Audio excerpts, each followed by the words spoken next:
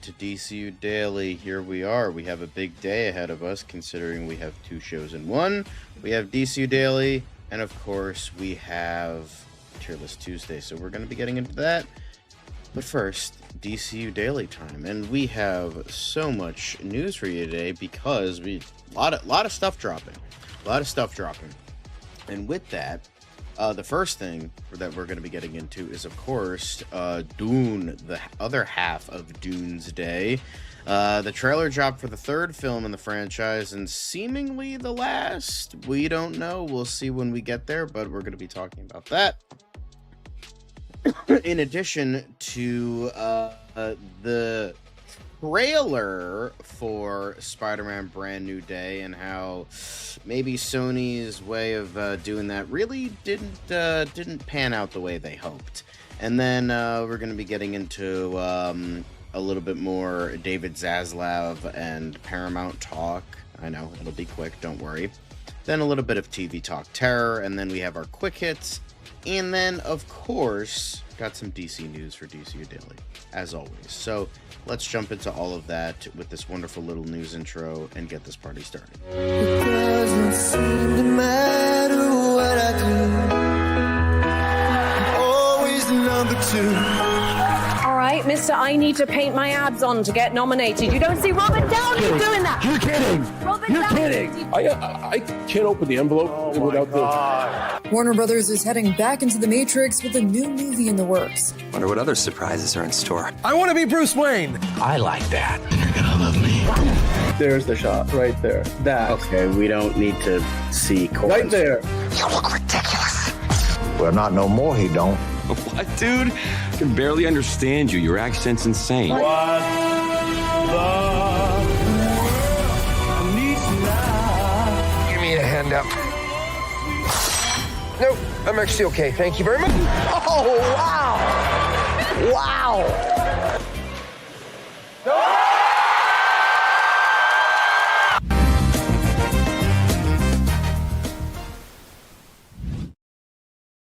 Hello, everyone.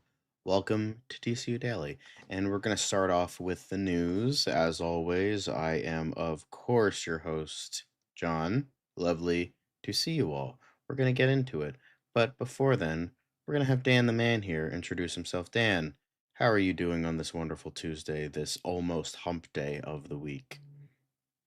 No, I'm doing good. Thank you for the introduction.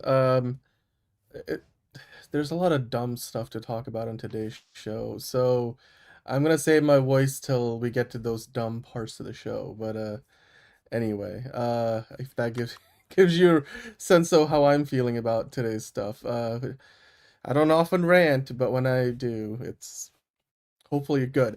Hey D Cole, hello to Monique. Yeah, hope your day is going splendidly. Hope yours is too. Air fried chicken breasts and mashed potatoes with lots of butter. Oh my god, which is the only I know. Yeah, dude, I had my corned beef. I've today been craving mashed. It is indeed St. potatoes for Patrick's so Day. long. I know it doesn't It look is, like, but I St. have Patty's Day. green pants on. I have green pants on.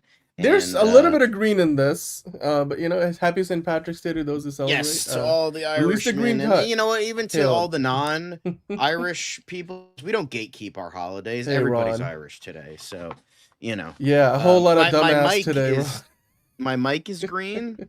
There you go. It's there. That's it. And then, as always, Look, I have to Canada Dry. I have it's my- green. I have to prop my camera on my Green Lantern ring box because My cat treats you know, also green. I had to get a lots of green. camera that was a tripod that sucks. So you know, here we are. I guess you could say we're the Irish, man. Thank you, Caleb.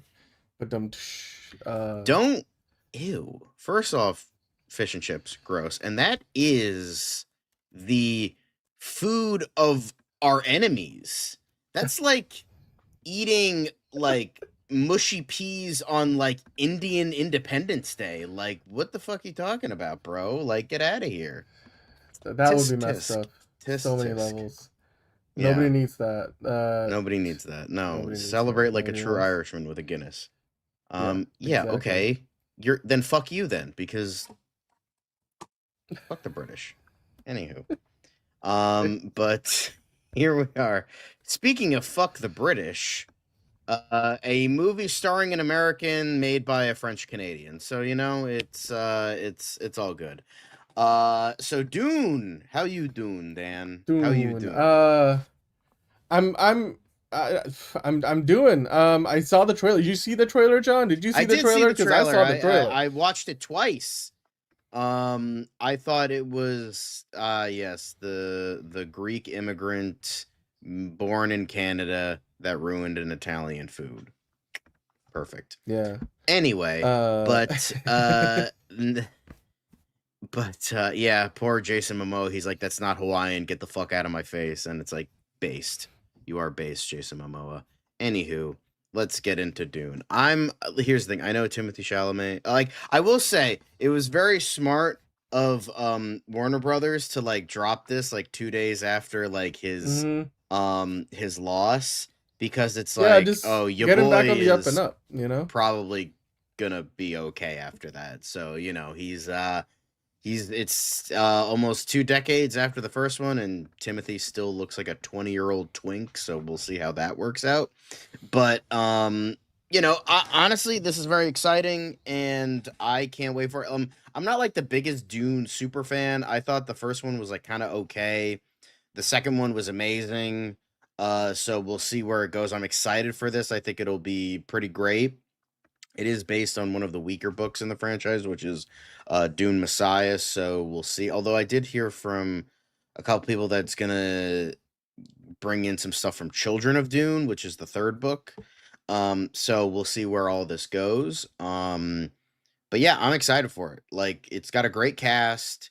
It's got an interesting story. I'm excited for it, and I will say, Doomsday is oof. They're scorched. They are scorched. They are dunzo, because holy shit, this is pretty incredible. So you love the trailer, is what Yeah, you're saying? no, I thought this was great. Yeah, All great right. trailer. Okay. I thought this was definitely the most entertaining trailer of any Dune movies. Look, I'm gonna be in the minority on this. I thought the first Dune movie felt incomplete. The second Dune movie put me to sleep at times and felt like it just in a better storyteller's hand, it would have, be paced better, and just the pieces didn't quite line up in the way that I thought. Like, just didn't flow for me. It just felt a little like we're jumping instead of like letting the story flow from one thing to the next. But that being said, this looks by far the best. Hello. This looks by far the best of the three movies so far. And while, like I said, I am not the biggest fan of the second movie. I thought the first one was impressive. The first one felt incomplete because, I mean, it was literally half a book. The second one felt, in terms of the story kind of having a proper ending, felt better.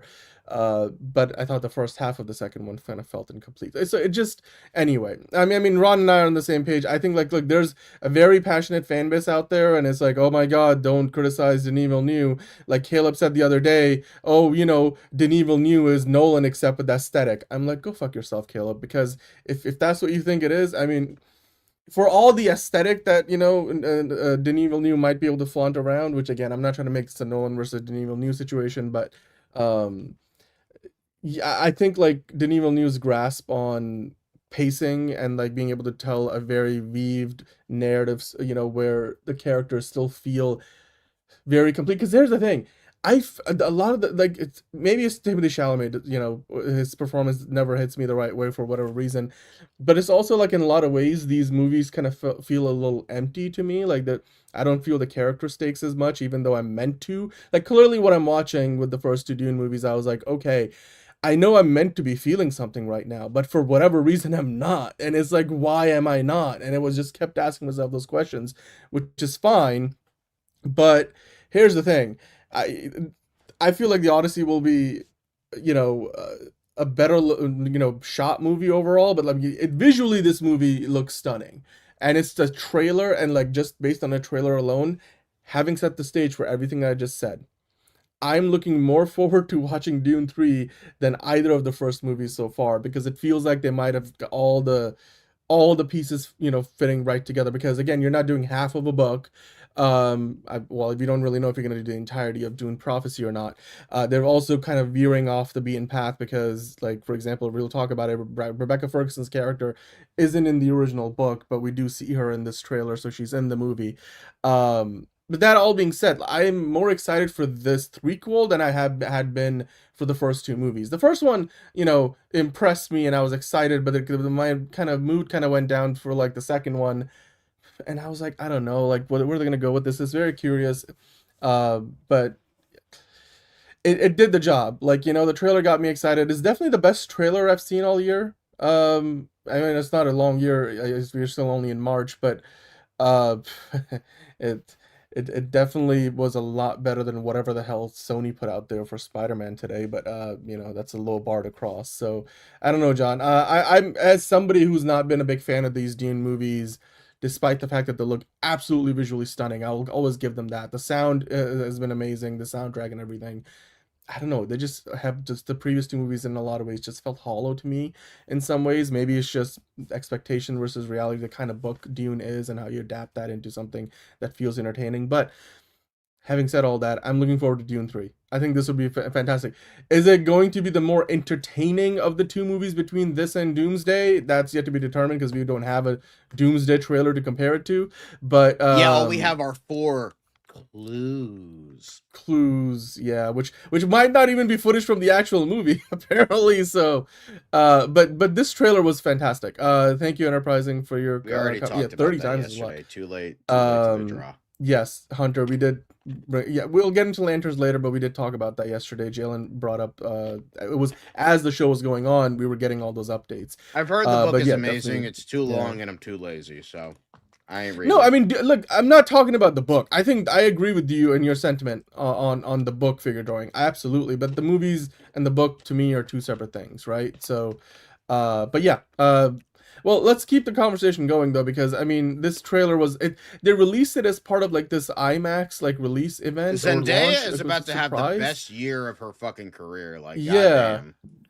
Goddamn. And well, I mean, obviously, so there was this event where there was an IMAX special launch event where they did this trailer launch, and you had Denis Villeneuve there, you had Robert Pattinson, Javier Bardem talking babies and stuff, because apparently I feel like that sequence in the trailer, spoiler alert, where Timothée Chalamet and Zendaya's characters are sort of talking about like, what if you have a child, or like, if it's a girl, what name would you give it? And like, if it's a boy, which is basically the voiceover from majority of the trailer, that felt like it was definitely a flashback sequence, because clearly in the present day timeline of the movie, the two characters are very much on opposite sides of the war that we see. Again, the soundtrack was definitely impressive. Hi, Steven. How are you doing?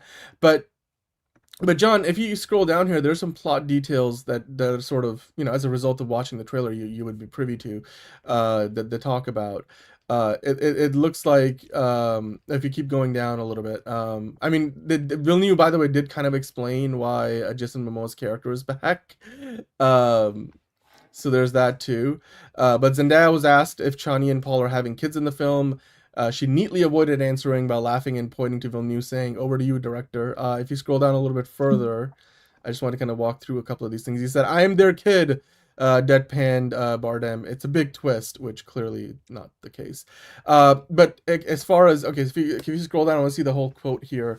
This is what Denis Villeneuve said. There's a time gap, 17 years, where we see Paul dealing with his consequences of having too much power, and him trying to figure out how much to get out of his cycle of, trying to figure out how to get out of his cycle of violence. And of course, he's an emperor who can see the future, so he's kind of invincible. I mean, here's the thing. You watch this trailer, and I feel like the best moment of the trailer is when he's having that conversation with his mother, Paul Atreides, and it's the part, because like they set this up early, right? Because like Zendaya's character is like, what if it's a boy? Like, what would you like? I would give him Plato, like, for wisdom, named after his grandfather. Like, so that idea. So they set the stage there, and then it's the setup and the payoff for that.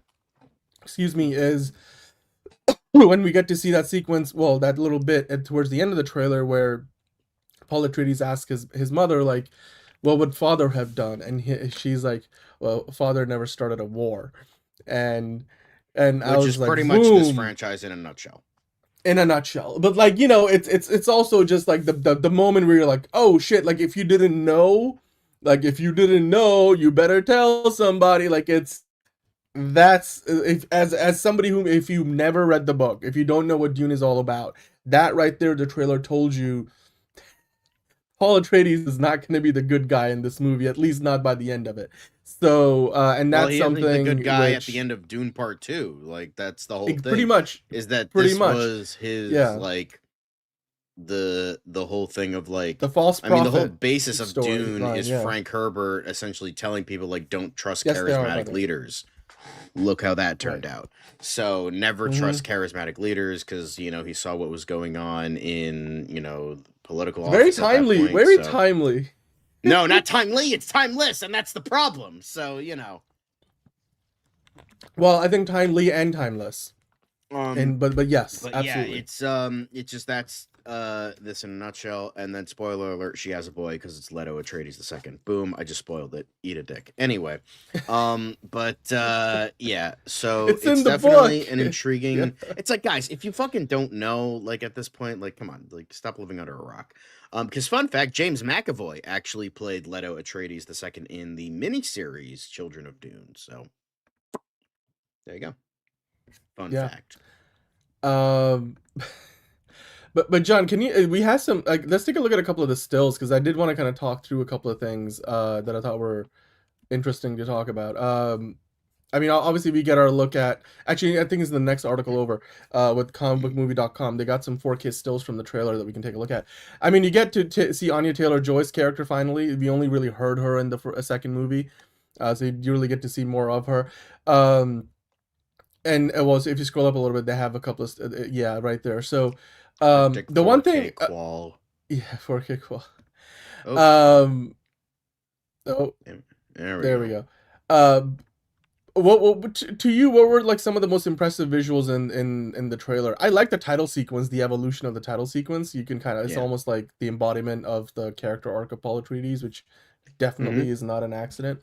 But I mean, your thoughts on the visuals, because to me, as somebody who did not enjoy the first two movies, or as a story from a storytelling perspective, I still was blown the hell away by the visuals of these movies. Yeah, they've just never missed on been those. amazing. Definitely worth it. So. Yeah, Oscar-winning visuals. It's like, you know, talking about, speaking of the Oscars, Oscar season.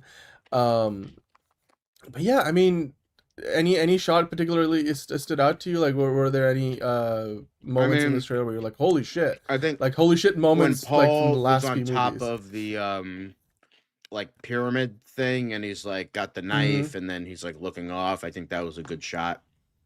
I mean, as you said, like she didn't start a war. That was a good shot.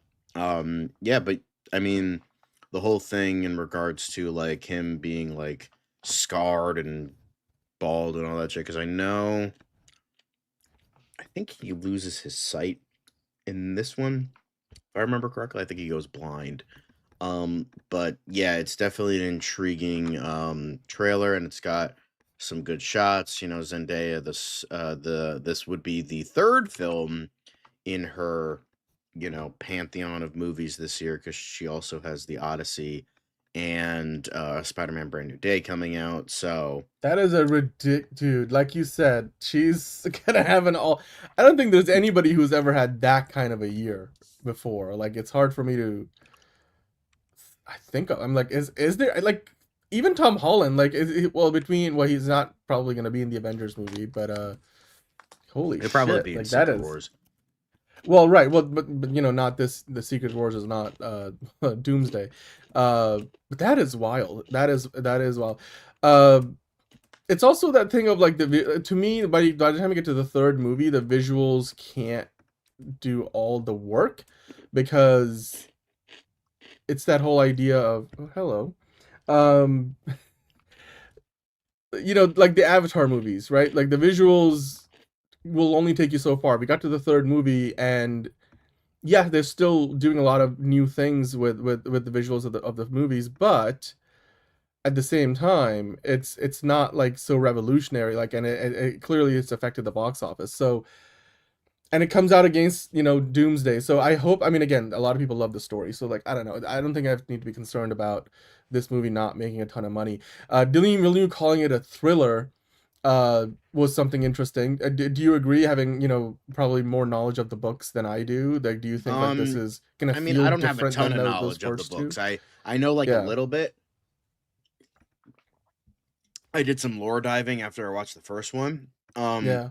But that's about it. I know like a little bit. I know a little bit of the history. I know the David Lynch version. I know the 2 miniseries by Sci-Fi and all that, but it's not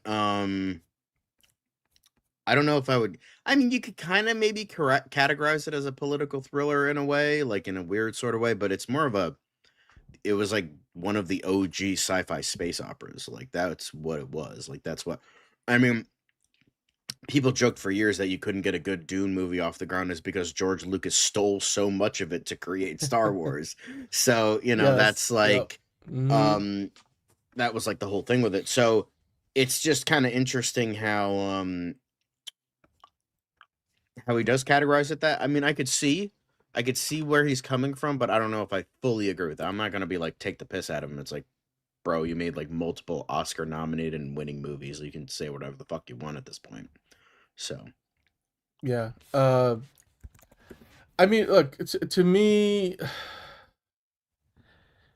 talking about that whole Avengers versus, you know, well, Doomsday, that whole marketing thing, which we'll get into a little bit more. Um, Doomsday is gonna make more money. I mean, this trailer doesn't convince me in any which way that, oh, all of a sudden like Dune is gonna make, you know, more. Doomsday is going to make more money. This will have the IMAX screens, which I think will play to its benefit and advantage. And that, like I said before, the trailer did its job for me personally. Got me excited about a movie that I was a little like anxious about, is considering how I reacted to the last one. And you know, at the end of the day, like you look at the trilogy as a whole, there's no guarantee there'll be a Dune 4, but there potentially could be because the story does continue. Denis Villeneuve has said he's going to probably hand over the reins and move on after this one. So even though he might be attached as a producer moving forward, but like you said, John, Dune is a very hard story to adapt for many reasons because it doesn't really make for great visual stories that you can, you know, absorb in a 2.5 hour long movie. Even on a TV show, it's kind of hard because it's the way it's written. It doesn't lend itself to becoming a TV show or a movie. It reads better as a book. So Denis Villeneuve, that alone I think is a big accomplishment. Clearly he's taking some creative liberties with this movie, with where they're taking the story, with the return of a character that doesn't, you know, Jason Momoa's character never returns, and Dune Prophecy, and then of course also Paul Atreides' mother like being in this movie, which wasn't supposed to be, which isn't the case in the books either. So, which, speaking of which, Rebecca Ferguson was talking about the trailer now that it's out, saying it's quite intense, this whole Doomsday, you know, marketing campaign with the box office duel that's going to be happening this December. And I think if you scroll down, there's a quote that I want to kind of maybe take a look at. She was promoting the movie. She was asked about the movies releasing on the same day. She said, "I believe in incredible filmmaking, and for people to go and see it on the big screen, and if you can make a bombastic, huge film that draws the audience, that's amazing." So, I mean, look, she's got paid for her work, and she had a very small role to play in this movie anyway. And I think we'll get into it in the quick hits later. You know, how Denis Villeneuve basically like made room for her character, even though not in the book it's not really a thing. But yeah, it's she's got Silo, she's got a bunch of other projects in the works. She was in Mercy. I'm sure she's doing other movies like that, which, you know, you do some things just for the paycheck. But we'll get into the brand new Day trailer coming up, D. Cole. But John, if you had to give this trailer a rating, you know, let's say out of 10, I gave it what like was a your 9. rating? I think that was Okay. really good. I'm gonna say probably 9 as well. I was thinking about 8.5, but really there's not. I'm trying to take my personal bias out of it because, again, not having enjoyed the first two movies as much, I still think this is a 9 out of 10. Like I said, this is the best trailer I've seen all year so far. Again, which it's 2.5 months into the year, so there's a lot of year to go, but you know, it's still a high mark for me. So, and as somebody who, again, did not enjoy the first two movies, this was an impressive trailer, and hopefully the movie delivers on the promise. So we'll wait to Yeah, see because when the next trailer comes out. it's very interesting on where, Doomsday will stand, Mhm. because let's take a look at like Dune Part 2 that made more Mhm. money than a lot of the movies in Phase Mhm. 5 and in Phase 6. But the two it didn't make more than was Guardians 3, which you had James Gunn coming back, and it was, familiar, so there's that. And then Deadpool and Wolverine, which was nostalgia bait slop. So, and since Avengers Doomsday is most likely also going to be nostalgia bait slop, it's probably gonna make at the very least 7 to 800 million. We don't know if it's gonna cross a billion just yet, but it's more likely than not. However, I do think this has the possibility, because remember, the first Dune only made like 400 million, yet the second one made like 785 million. So it's Mhm. entirely possible Dune, especially with this hype campaign that they're trying to recreate Barbenheimer, that this could also make like 900 to $1 billion. So we'll just have to see. But yeah, that's also something to keep in mind as well. No, you're right. You're right. Look, here's the thing though. The IMAX is gonna be helpful, but like IMAX is not gonna It's not a guarantee. change. It's not.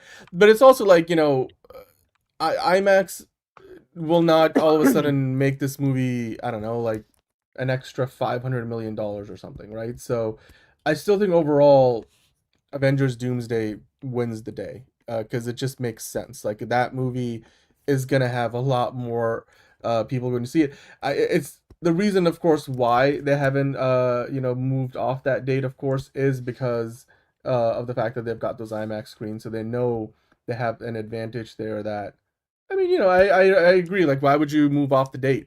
Like, you got exclusive IMAX screenings. So, but if I had to guess right now, early, based on just the trailer alone, I think Dune Part 3, if it wasn't coming out against Avengers Doomsday, which not only means it's coming out the same weekend, but like Barbie and Oppenheimer, they're going to run concurrently in theaters.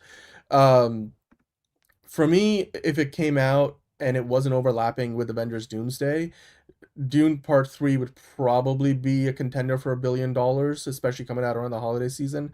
But Avengers Doomsday is going to easily cross a billion and potentially be looking at 1.5 or more. Um, Dune Part 3, on the other hand, I think given that it's going to be running concurrently with Doomsday, kind of like what happened with Barbie and Oppenheimer. Oppenheimer almost got to a billion, but Barbie was the highest grossing movie of the year with 1.4 Well, yeah, because it was some odd more billion. mainstream. So, with that being said, I mean, it's a similar comparison. Like, you look at Dune Part 3 versus Doomsday.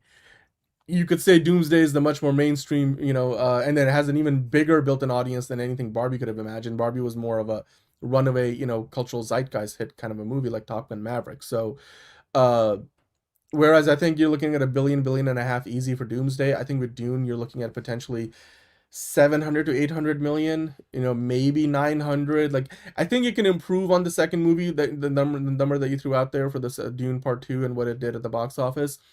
It could have made a billion, but I think the fact that they're going to be running concurrently, a lot of people will make choices and decisions to, like, go see one and then the other, maybe, because it's not even like Oppenheimer and Barbie where one of them was pretty short relative to the other. Like, it's okay if you go to see a 3-hour Oppenheimer movie and then see Barbie for an hour and a half. Both of these movies, we don't know the final runtimes, but Dune Part 3 and Avengers Doomsday will both be over 2.5 hours, most likely. And that's a big ask, I mean, the And rumor is so that like Doomsday is going to be almost 4 hours long. So I don't think it gets there, but you know what I mean though. Like, but between the two of them, like it's a lot to go. Like, you're gonna be at the movie theater for like 7-8 hours. It's gonna feel like you went to work, like a full work day. So, which also makes it difficult on the weekdays to go see both movies at in the same evening, unless you pop in at like you go straight from work, or you get out of work early and then you go and see both of them. You see one at like an early screening, like 5 or 6 p.m., and then you get the second one like by 9-10 p.m. You're still gonna be at the movie theater past midnight. So, but yeah, I mean, and both of these movies come out like the week or two before Christmas, so they'll get a lot of money, or up top. It's just the tail. I think Doomsday will have a longer tail. There'll be more people going to see that for longer than Dune Part 3. So, yeah, I mean, look, this is a battle that Dune was probably never gonna win at the box office. The only thing I worry about is like if it fails to like even match the second movie's box office, a lot of people will be looking at like You shouldn't have gone up against Doomsday, especially because like right now, it's Dune Part 3 just blew its load with a trailer. Doomsday still has not. So as far as the marketing Yeah, PR Doom battle Part 3 has goes, hype right now. Doomsday fucking doesn't because they haven't revealed anything yet. so but I'm saying like it's the whole one battle after the other, you know, you got Ew, one gross, out terrible there movie. and then another one. You know, the headlines will right away tomorrow switch to Spider-Man Brand New Day, and then probably not too long after that, whenever they drop the Doomsday trailer. So, not again, I mean, it's not like all the audiences overlap either, but like I digress. I think overall, the Dune Part 2 trailer, like you said, 9 out of 10, and we'll just have to wait and see what it turns into. And by the way, there's no way in hell that Doomsday will be a 4-hour long movie. Even Avengers No, Infinity but the War rumored and runtime is Endgame 3 were hours, nowhere 45 close. minutes. Which is probably the extent of how far they're gonna go. I bet you it's gonna be under 3.5 hours, because it's hard to believe like Disney's gonna put out a movie that's almost literally 4 hours. Like 3 hour 45 is pretty much 4 hours. Especially with a lot of movies, you know how long the previews are at an AMC. Like, can you imagine sitting in an AMC for 4.5 hours just to see the movie, and then they're probably having end credit scenes, like you're sitting there all the way through the credits to see what's gonna happen in Avengers Secret Wars. It's a lot. It's a lot. But remember, I'm not But the yeah. idiot that's not going to see it, right? Yeah. Okay. Sure. But all right, well, let us know what you guys thought about the Dune Part 3 trailer, and of course, get in the comments down below. But we continue on with Movie Talk Madness, and we get into now the Jack Ryan trailer. Jack Ryan this is Ghost still a War. thing. I Okay. totally did not know this was a thing until I saw the trailer today, because I'm not completely caught up on the last season of the show. But first of all, I thought season 3 was the end, and then they gave it a 4th season on Amazon Prime. And then that was the end of the show, and now kind of like almost like a throwback to the era of like those Star Trek shows back in the 80s and 90s, when the show would end, and even in the early 2000s when the DVD market was a thing, you would have a show that would end, but then maybe they would transition the show cast into doing movies, like these TV movies almost. I mean, Star Trek, you had some theatrical movies as well, but here you're getting something where it's a Jack Ryan movie, except it's not going to movie theaters, it's going right to Amazon Prime Video. I'm like, go figure. It's got John Krasinski, Wendell Pierce, what's his name? Well, Sienna Miller is in there, Michael Kelly is what I was thinking of. It's gonna be a movie that releases directly to Amazon Prime Video. It seems like it's a continuation of the story wherever they left it off at the end of season 4 of the show. It feels very much like the old TV movie days. Except, you know, they used to make those primarily for the DVD market. The bottom fell out of that 10 plus years ago. So Amazon is like, we're just going to make this, and this is a perfect model now for the streaming business. Like, the TV show ended. I thought John Krasinski made for a great Jack Ryan. A little bit miscast in season 1, but he kind of grew into the role over time.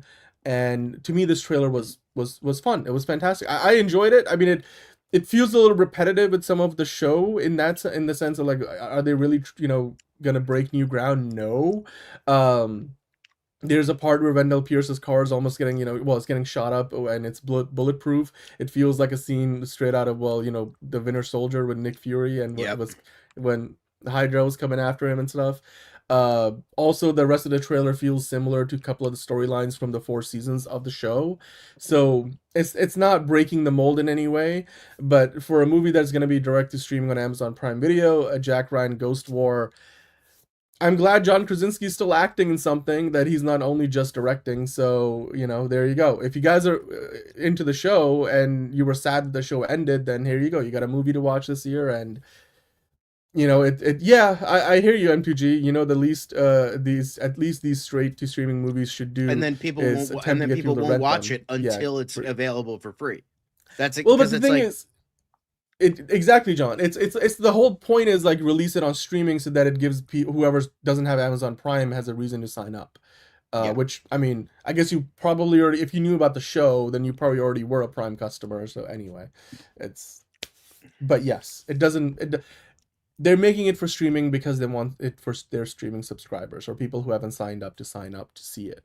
Oh, like there's a new Jack Ryan movie? I'll go watch it. Also, the way this movie picks up, based on at least a trailer, which this kind of gives you, basically shows you a lot of the first act of the movie. it sort of like stands on its by itself. Like if you didn't see the show, you would still sort of be okay with, you know, the events and what the characters are, because the Jack Ryan stories tend to follow this template over the years. So, you know, you could have stepped it like most Jack Ryan movies, like, you know, that you've had Harrison Ford play him, Alec Baldwin, and who, you know, however many other actors. I mean, even Chris Pine. And in most situations, it's kind of like watching a Bond movie. You sort of figure out where your usual suspect characters are in the movie. You know, you don't need to. It's sort of like if you stepped into a random Batman movie in the 90s, even if you went from Val Kilmer to George Clooney, you kind of know who Bruce Wayne is, you kind of know who Alfred is, you know what the Robin character is, you know the villains look like. It kind of, the pieces add up, by the way. So it works. I mean, to me, I gave this a 7.5 out of 10 because it wasn't anything spectacular. But if you're a fan of the show and you wanted to see more of it, then here you go. There's some more of it for you. Hello, Brogu. How are you doing today? But John, I don't know if you saw the trailer, or if you care to comment. I didn't, because I never watched the show, so I don't really So care there you go. about it. No offense All right. to John Krasinski. Well, now then I guess we move on. Now, Dan, here's something, a role reversal. Why don't I just let you have this? You need to have your moment. I have my rant moment, so I'll give you your. Yeah. Let's talk about the Spider-Man Brand New Day trailer footage, whatever the fuck they decide to call it. Tom Holland doing this introduction of like an idea that some dumbass intern probably came up with at the Sony office, and then some dumbass exec said, yes, that's the idea that we're gonna go with, because we're not gonna do these clues or stories. We're not gonna even do a chair watch event.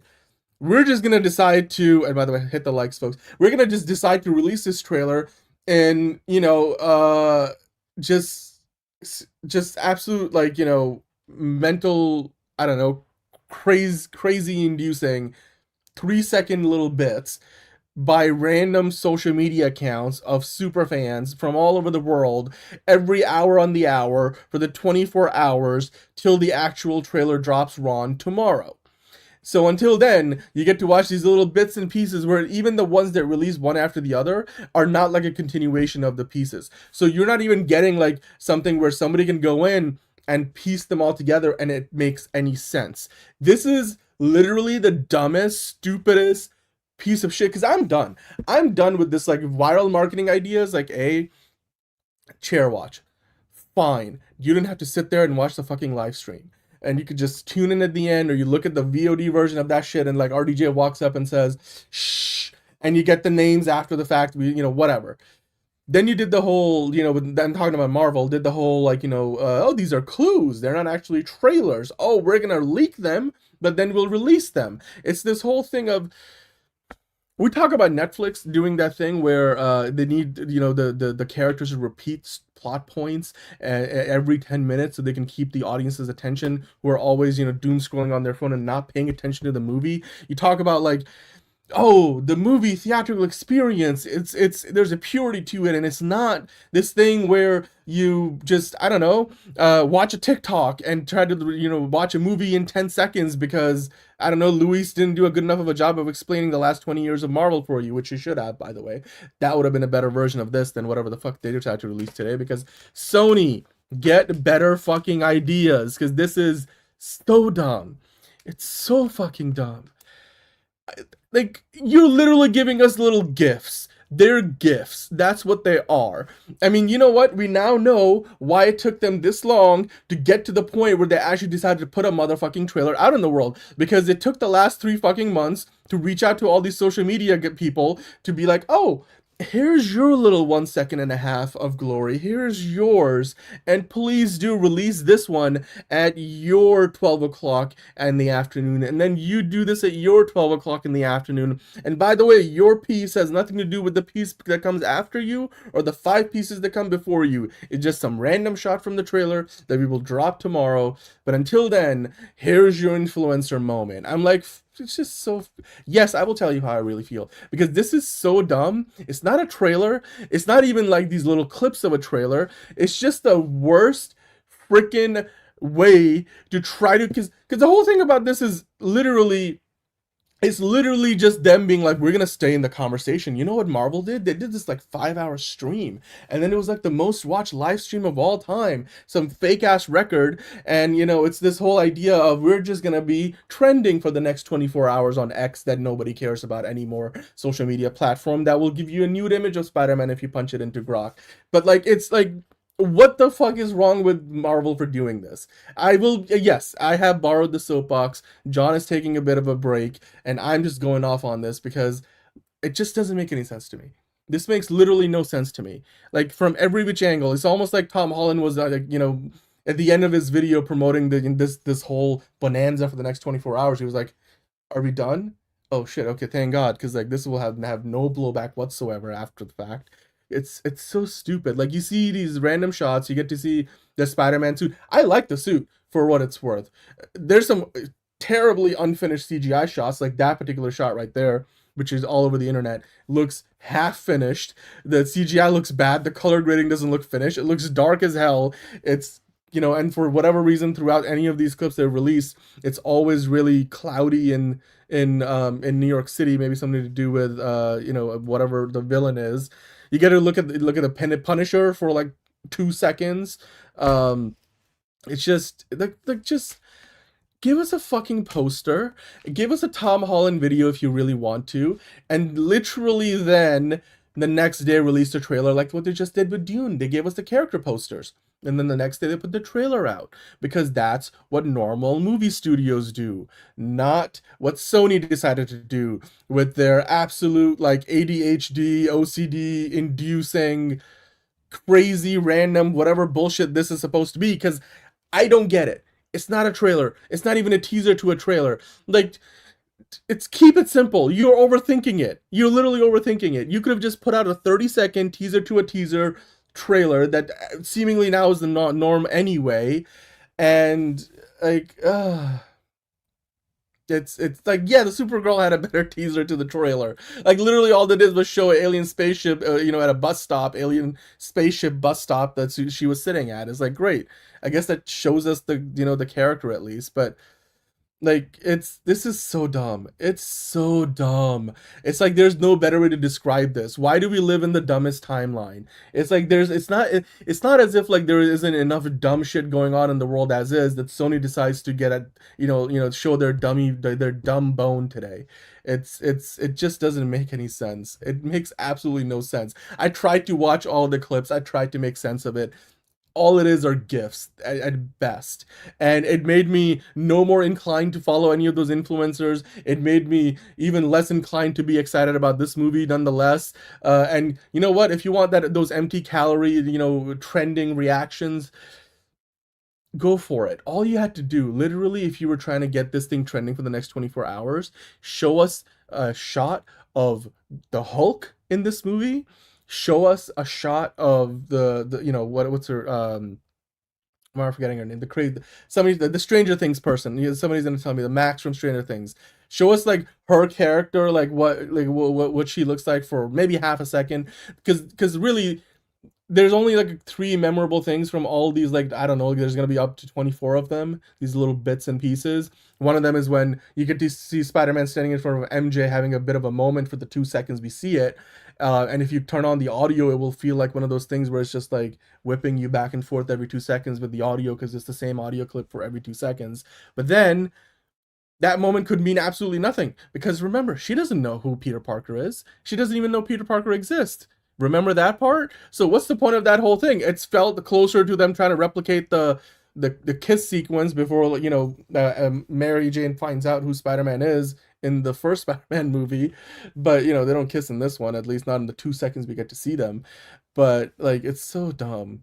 It's so dumb. Like, sure, I like seeing John Bernthal running over Spider-Man, or at least trying to, but like, did it give me any context as to the rest of it, like what's going on in the movie? No, it didn't. Also, that shot where the tank is shooting at Spider-Man swinging looks unfinished. Almost every CGI shot that they release looks unfinished. Not to mention, when you do this kind of influencer strategy, you're sending a high-resolution clip through to some influencer who's then uploading it to the Instagram, algorithm, which further de-reses it and makes what probably was an unfinished CGI shot look even worse. It's kind of like watching a movie on cable, and it's been like down-resed and reprocessed and re-encoded and transcoded and then whatever downloaded and then ultimately shown to you on a screen. It looks like trash.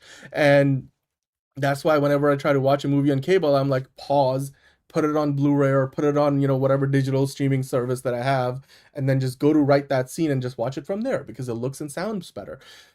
Like, they could have had quality control over this. Like, it just like, now it's just the dumbest thing I've ever seen. Like, no movie studio has ever done anything dumber, because even what Marvel was doing with Doomsday made some sense, because we were at least getting these bits and we were getting these trailer pieces or clues or whatever that could stand on their own and tell us a mini story or a hint of a story. That is nothing of what we see here. In fact, this shot from this particular screenshot, you can see the literal transition, if you look close enough, when you go from Tom Holland the human to a CG double once he puts on the mask, and you can see after halfway the mask going down, the mask is CGI, the movement doesn't look perfect. You can actually see where you go from the frame of the real, Spider-Man, Tom Holland actor, to the CG double version of the kid, because I'm sure after that he's going to probably, flip backwards and do some swinging things. So it's just wild. It doesn't make any sense to me. Like, it's so stupid.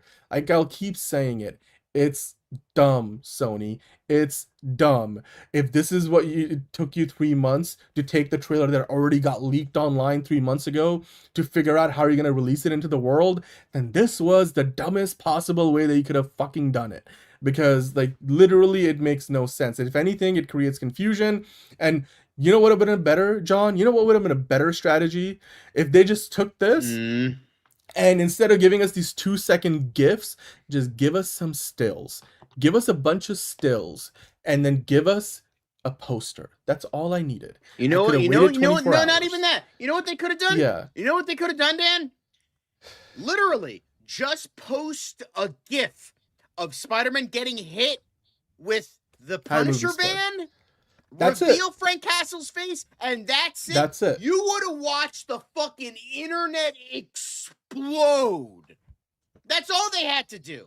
No, they couldn't. They had to give us. They did give us that, but I'm just saying they should have just done that. But, like, have it be I have to hunt like trying to find some, like all these fucking Instagram posts and have like, to no offense, spelunk on YouTube for like a collection of clips that don't make sense. They don't make sense. They don't connect. They're not even the same scenes, most of them. It's like the anti-marketing. Exactly, Caleb. It's absolutely, it doesn't make any sense. Not to mention, like, no offense to Indonesia or no offense to Australia or New Zealand, but I don't know who some random dumbass, like, influencer in some other part of the world who's gonna randomly release one of these things. They're not even like, the most popular influencers in their genre or whatever, or subcategory. It just doesn't make any sense.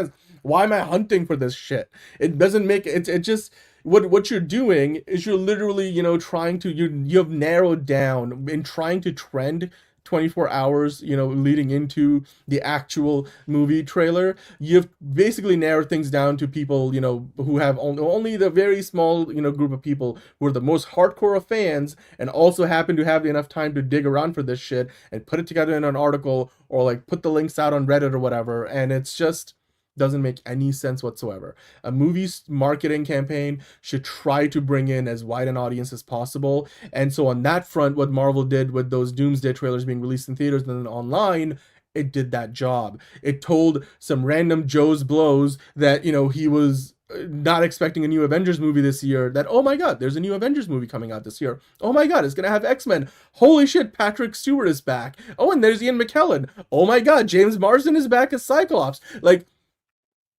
what did this do? This did nothing. This did none of that. It makes absolutely no sense. It's a pathetic, stupid-ass idea, like Caleb said, and I just don't understand it. Like, it's so dumb. Like, I keep saying it, and I'll keep saying it until I can't say it anymore. But it's dumb, Sony. It's dumb. It's like, it's literally...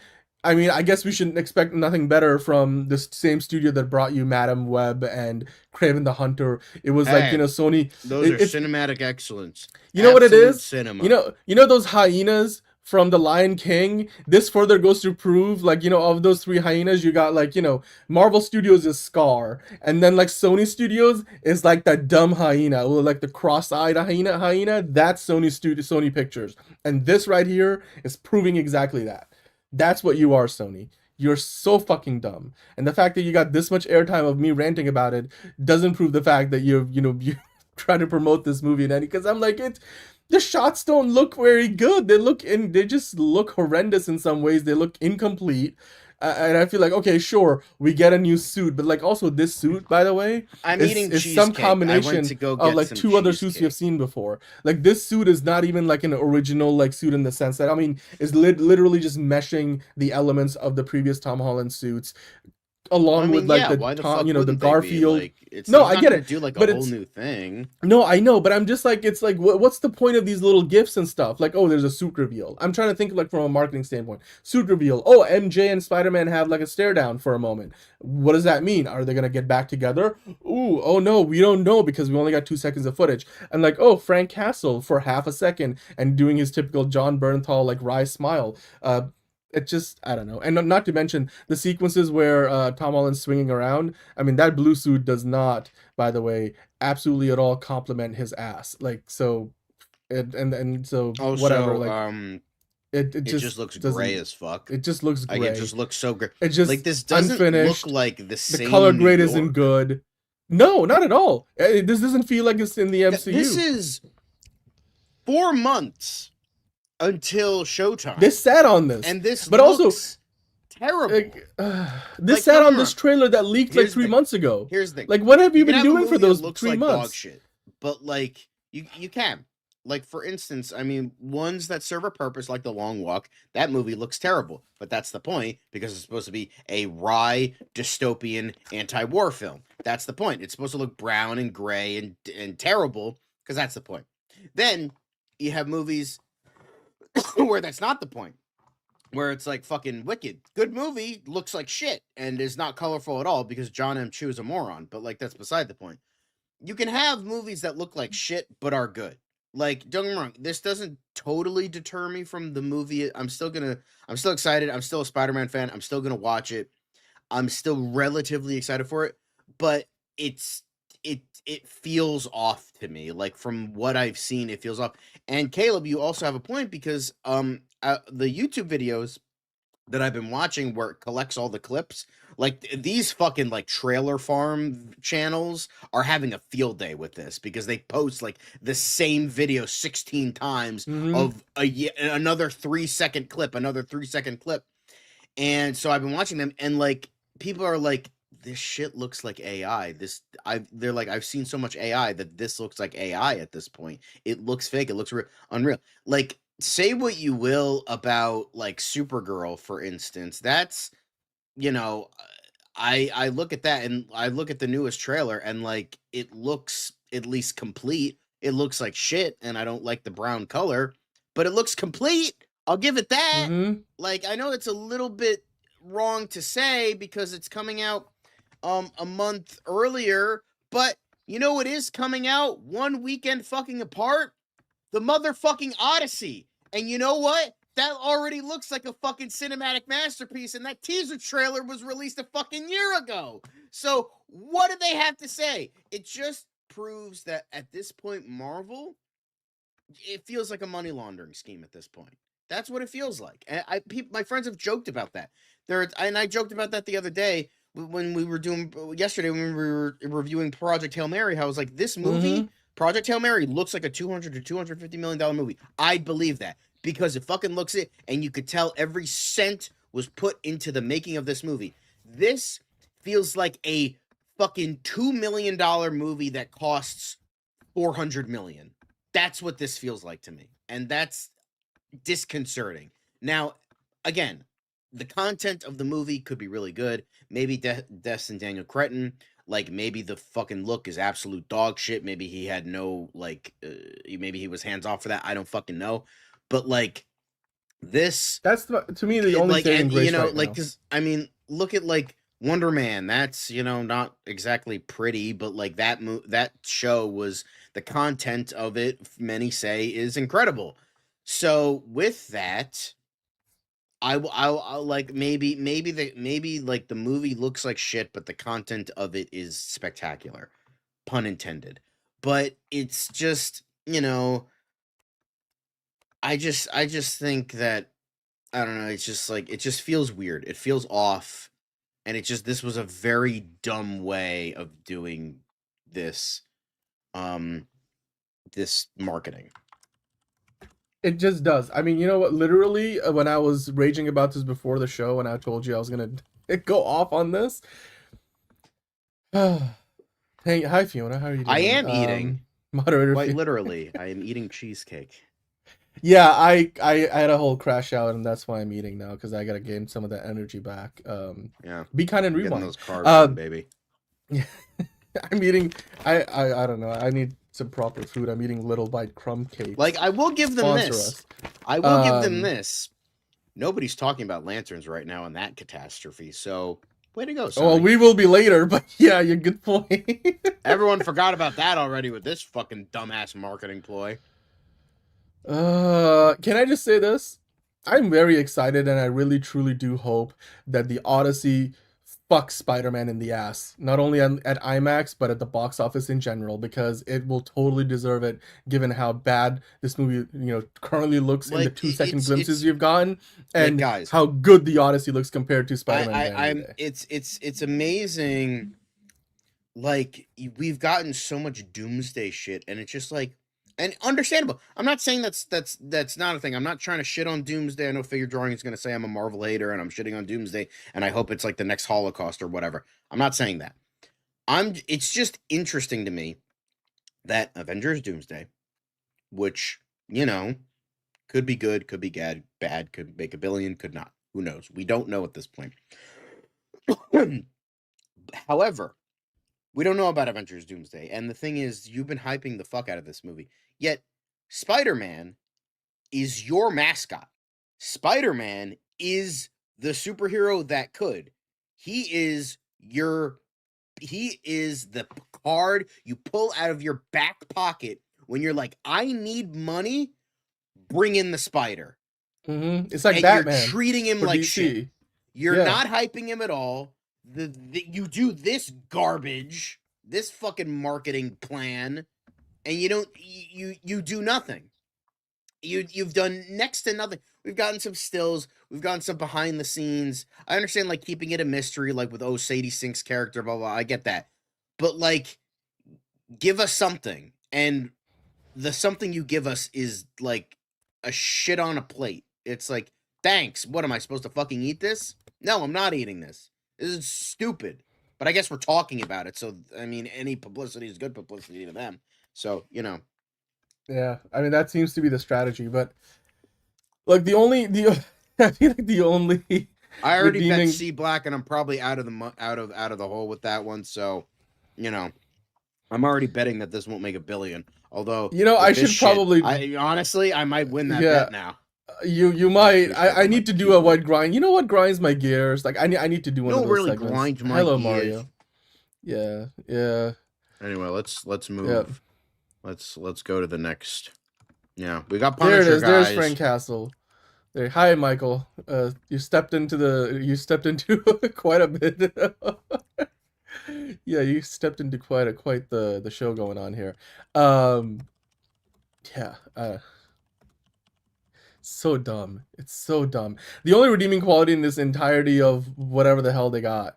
Also Furious. Did somebody say Also Furious? That is actually kind of nice. Actually, I like that. Also Furious. Honestly, then you can add it to the whole family thing, because Fast and Furious. So. Oh yeah, you know what? That's actually perfect. That's right there. That's right there. Yeah. Honestly, we could have a good ranting show, or when you post shorts. Yes. And, you have the shorts and Oh So Furious rant. And it's all right. Mm-hmm. This is probably what Dom thought about this trailer. You don't turn your back on family.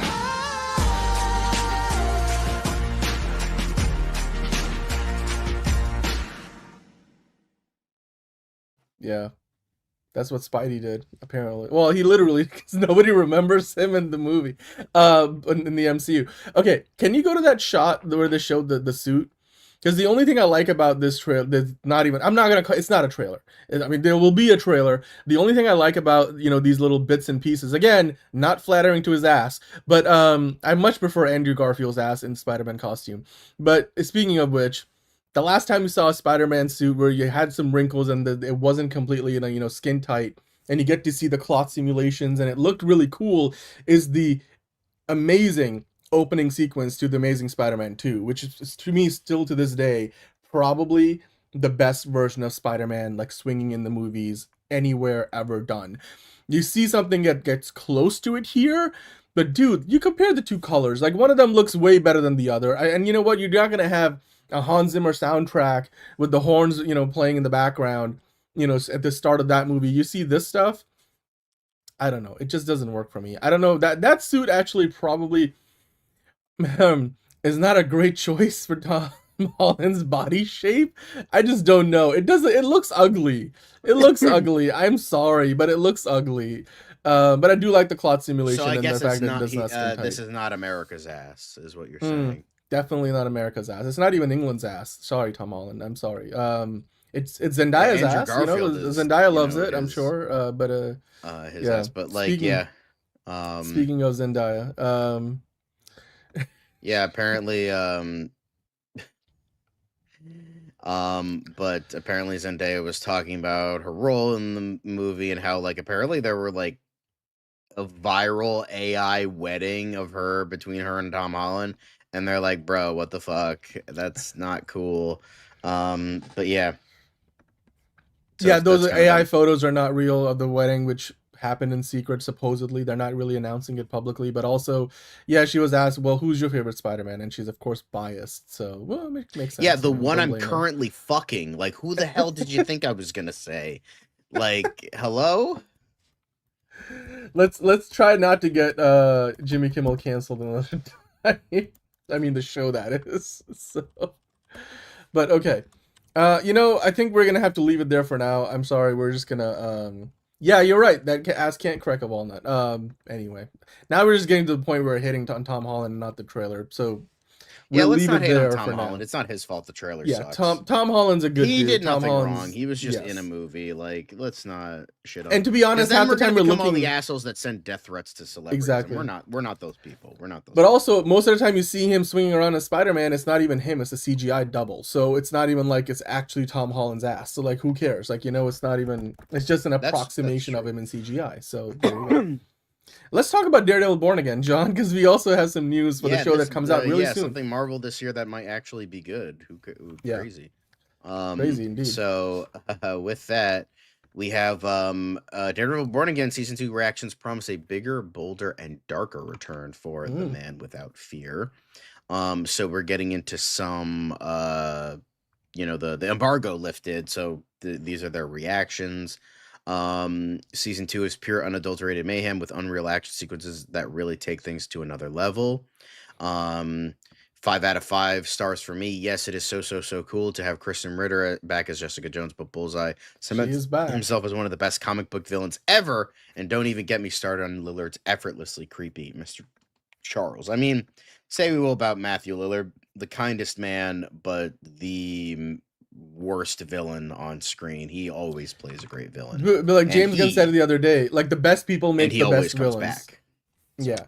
Like the kindest people in the real life make the best villains because you get to do something that you don't normally do. You get to unleash the madness and really just fuck people up, but not for realsies because you care about people. So no spoilers for me. They said I'm 5 episodes into Daredevil Born Again Season 2, and it's an improvement on Season 1. So that's good. Tons of fun, some inspired action. DD gets really creative with his Billy Club, and Bullseye remains an absolute menace. Bigger, bolder, and more compelling than Season 1 in every respect. More brutal, darker, and vicious. Complete 180 from Season 1. Bigger, bright. Oh, this person says bigger and brighter and brilliant. So suck it, Caleb. Cox was born for this, and Karen has become the show's beating heart. maintains the level of the first, is even darker and more brutal. There's more connection to the MCU, and it still wants to stand on its own, which is fine. That's Ritter and good. Lillard are great additions. Nexus Point News says this is Daredevil in its finest form yet in the MCU. The narrative is darker, actual stakes are in effect. The cinematography and lighting are absolutely stunning, and it feels like they're taken straight out of, and I assume he's saying, the comics. The show takes a huge swing from season one's more legal focused approach to become a superhero action series. Fans of the original show will be very happy with season two's changes. So, very nice to see, and it seems like, in terms of street level heroes, Spider-Man is a big old DOA, while Daredevil is born on arrival. There, I made it work. Cool. I'm not gonna. It's fine. It's fine. I mean, this is there's a theme of dumb running throughout the show, so I can't really add to that. Just but the reactions are good. I mean, the social media embargo lifted, but like we haven't quite gotten the final Countdown. well, the reviews. So we'll wait to see what the reviews actually say. But this is a good start. John, you sound like Liz right now, apparently, according to figure drawing. So there you go. Like, here's the thing. But, Once, like, I'll trudge through season one, but if season two is like on the level of the Netflix show, then I'll actually like really get to it. But like, honestly, I might just skip season one to get into I know what happens. I'll just skip that and just watch season two. I wouldn't blame you. I mean, like, it's again, we talked about it like pretty much every week that it was airing. So yeah, we're caught up. I mean, I'm caught up, even though I didn't finish the season personally. But I mean, I'd probably watch it just to kind of get myself in the mindset. But not required by any means. But this is, like you said, on the opposite end of the spectrum in terms of like a Marvel property where they're doing a good job marketing it. They got a new podcast out now. But in addition to these social media reactions, which are pretty good, we now actually have runtimes for the episodes. So let's take a look at that. And when Vincent D'Onofrio also gave us a bit of a teaser for the finale of season 2 along the way. So that's so interesting. nothing's gonna reach an hour, like a full hour. So that's interesting. The longest, but dude, episodes, it's still long. Pretty good. Like, that's pretty much what you expect from a normal TV show. They're not like 34, 35 minutes. Really? Skip season 1 like totally? Damn. That all right. I'll just skip it. I mean, I vaguely know what happens, like from what people have told me and what like the memes showed me. So, I mean, I know Foggy dies in episode 1 and then, shit happens and then he goes on the run again. But the highest in terms of runtime, the longest, I should say, are episode 1, 4, and 8, which are 51 minutes. And then the next highest is episode 5 with 50 minutes. And then it kind of keeps going below, like 49, 47, 46. And then the shortest episode, which makes sense because usually the penultimate episode for the season finale is usually the shortest, and that's 44 minutes. So not too bad. 44 to 51 minutes. That makes sense to me. I mean, to me, is good these because episodes... I'm sick of like, let's have it be like a fucking hour and 10 minutes. It's like, fuck out of here.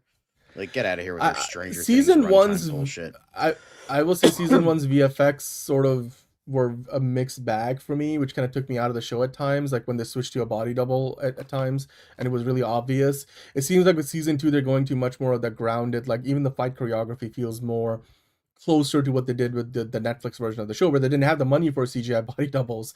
So that being said, look, if you go back to the runtimes for a moment, those runtimes are very consistent with any TV show you would see on broadcast television or cable back in the day, right? That accounts for the commercial time. Now, I know that it's streaming, but like streaming also has ads, but like all that being said, it's so much better than when we were watching, those early era Disney Plus shows before they started having, the made by actual people who knew how to do TV shows and having showrunners for TV shows. What a concept that is.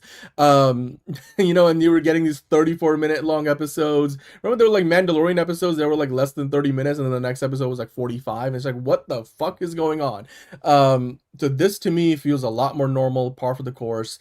No episode is shorter than 44 minutes, which would be pretty much, any TV episode you watch for like a show from 10 plus years ago. even shows today that run for on broadcast television, a lot of them will be somewhere between 44 to 48 minutes, and that gives you enough time for ad breaks, for the 5-act structure. So to me, this is good. This is what you want to see. Each of those episode runtimes is acceptable, but again, a good episode can feel like a full meal even in 30 minutes, and a bad episode could feel like it left you wanting more for all the wrong reasons after an hour. So we'll have to wait and see how it turns out. But before we move on, what did Vincent D'Onofrio say? Wasn't there like a little tease about the finale?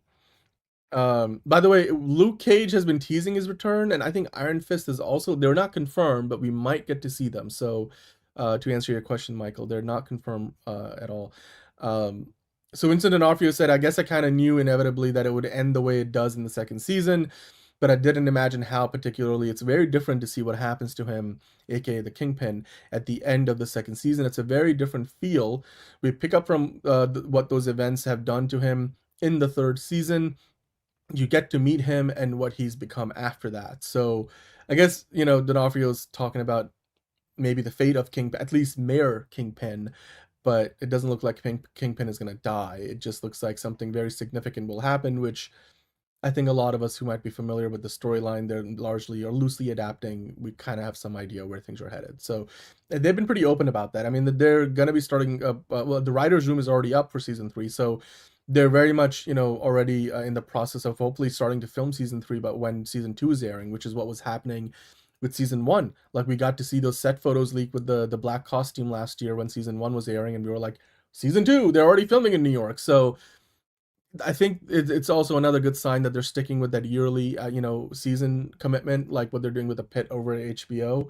The way it used to be, the way normal television used to be for decades on end, that somehow streaming companies couldn't figure their shit out around. I mean, not streaming companies, Disney Plus couldn't figure their shit around. So I'm glad that they're getting back to doing those things the way they've always been done. And why try to break the mold when it has worked for decades on television? So anyway, I'm excited. I know you're gonna watch it, John. I digress. Yeah, Let's move on. maybe I'll try. We'll see. I mean, I have like a fucking trillion shows to watch. I'm like, I always sit down and try to watch it, and then I don't. Like, for instance, I started watching Leprechaun 3 earlier today, and I haven't even gotten like 15 minutes in, so we'll see. But yeah, I'm watching that for St. Patty's Day because my friend's like, my favorite Leprechaun is Leprechaun 3. I'm like, okay, I'll watch it then. We'll see. Yep. You know who my favorite leprechaun is? The guy who is about to run away with almost $1 billion in a golden parachute from Warner Brothers Discovery. And that, of course, is David Zaslav, who's going to be owed $551.5 million in cash equity and benefits from Paramount merger payout, aka the golden parachute, which, by the way, in total could rise all the way up to, if you go to the next article, 800, get this number, $800 million. And even that is an estimation because there's a lot of different like things that can happen which could lead to the number being higher or lower. But ultimately, David Zaslav, who just, by the way, vested like basically sold $113 million worth of stocks, he's literally gonna walk away with $1 billion. He's gonna be a billionaire simply because of this deal. The guy who started, he basically helped launch CNBC, MSNBC back in the day, which aren't even part of NBC Universal anymore. That's a recent development. But going from that to being the owner, the CEO of Discovery, to now Warner Brothers Discovery, and literally going in, treating it like a fixer-upper, and then selling it off at the end, love it or list it or flip it or whatever the name of a HGTV show, insert name here. It bothers me a little bit, because he will walk away with near $1 billion where there will be thousands of people who will lose their jobs in the process.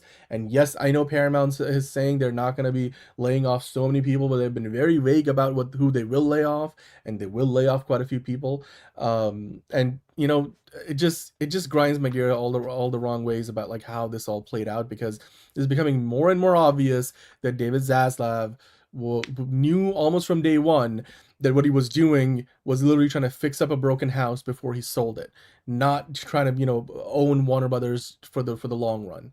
And it just feels sad, like that this is the state of Hollywood right now. I know, John, you've sort of lamented this for a while, but like this to me is like where it just really hits home how the inequity gap between the richest person walking out of this at the top of the pile, and how especially how tone deaf they were with their announcement to the rest of the company in that town hall call that they did, where literally before the call started with the employees, or right as it started, the first thing that could be heard was, can they hear us and stuff, like like they were doing this conference call to announce the deal with Paramount, and they couldn't even figure out the conference system.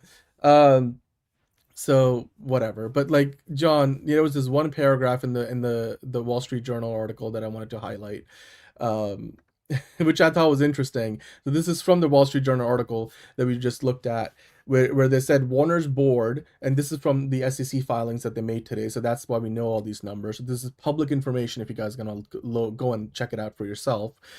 But Warner's board agreed to pay the tax gross up on March 10th, which basically is, TLDR of it is, he's going to get paid a certain amount of money, but if certain things happen or don't happen in a certain period of time or not, a la the merger closes, or like who buys and who doesn't buy Warner Brothers Discovery, that could lead to there being an extra tax levied on that money that's owed to David Zaslav. And usually what companies do, they will pay him millions of more dollars to cover the tax payment, and that's how his his total compensation will rise from over 500 million to 800 million some odd. So that's what the tax gross up is. But in the Wall Street Journal, they were saying the board's compensation committee said that cost of the tax reimbursement would be borne by Paramount after the deal closes, not by Warner shareholders. So basically they're saying Paramount will pay this money to David Zaslav, not the Warner Brothers shareholders. Without it, Warner said Mr. Zaslav would be at a substantial disadvantage in terms of excise tax exposure relative to the previously proposed transaction with Netflix, which wouldn't have triggered the tax. So there you go. I guess to me this read as like, maybe there was an incentive for David Zaslav to get the deal done with Paramount, because he might end up walking away with more money at the end of the day. So yeah. Thank you, MTG. We could use the. Well, that would mean he's Batman when he's really more like Lex Luthor, but that's I will make that Photoshop for you, John. That will be in a future thumbnail. Don't worry. Yes. But hey, I guess David Zaslav did have something to celebrate after the Oscars night that Warner Brothers dominated with 11 different Oscars. Yeah, we're never gonna see that again from Warner Brothers until David Ellison fucks up and sells off the company again. Whoops, daisies. Yeah. Well, if you go to the next article, David Zaslav, put out a public statement as part of Warner Brothers, I think a press release, or they're calling it or celebrating a historic Oscar night in a company-wide email. It was just an email. Bold original stories that shine bright.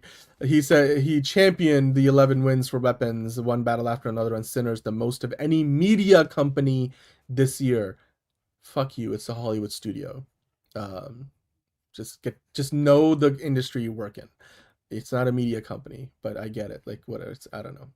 I'm just in a mood today, John. I don't know. What do you make of all this? Yeah, you're mad today. Fuck. I'm mad because the world is dumb. I was speaking positively about Marvel. You went on an angry rant. I think we might be in the middle of a Freaky Friday situation, Dan. It's a Tuesday, and it might be opposite day though. That's what we might be getting in. Well, in the middle but yeah, I mean, a bold original story shine bright, and they certainly fucking won't after Warner Brothers gets bought up by douchebag McGee. So, I just love how, because I was talking with a friend of mine about how The Bride failed, and he was like, oh yeah, Pam Abdi and Michael DeLuca deserve to be blacklisted for greenlighting that piece of shit. It's like, oh, you mean the same people that got WB out of the fucking hole to make them worthy to buy, that just got 11 Oscars,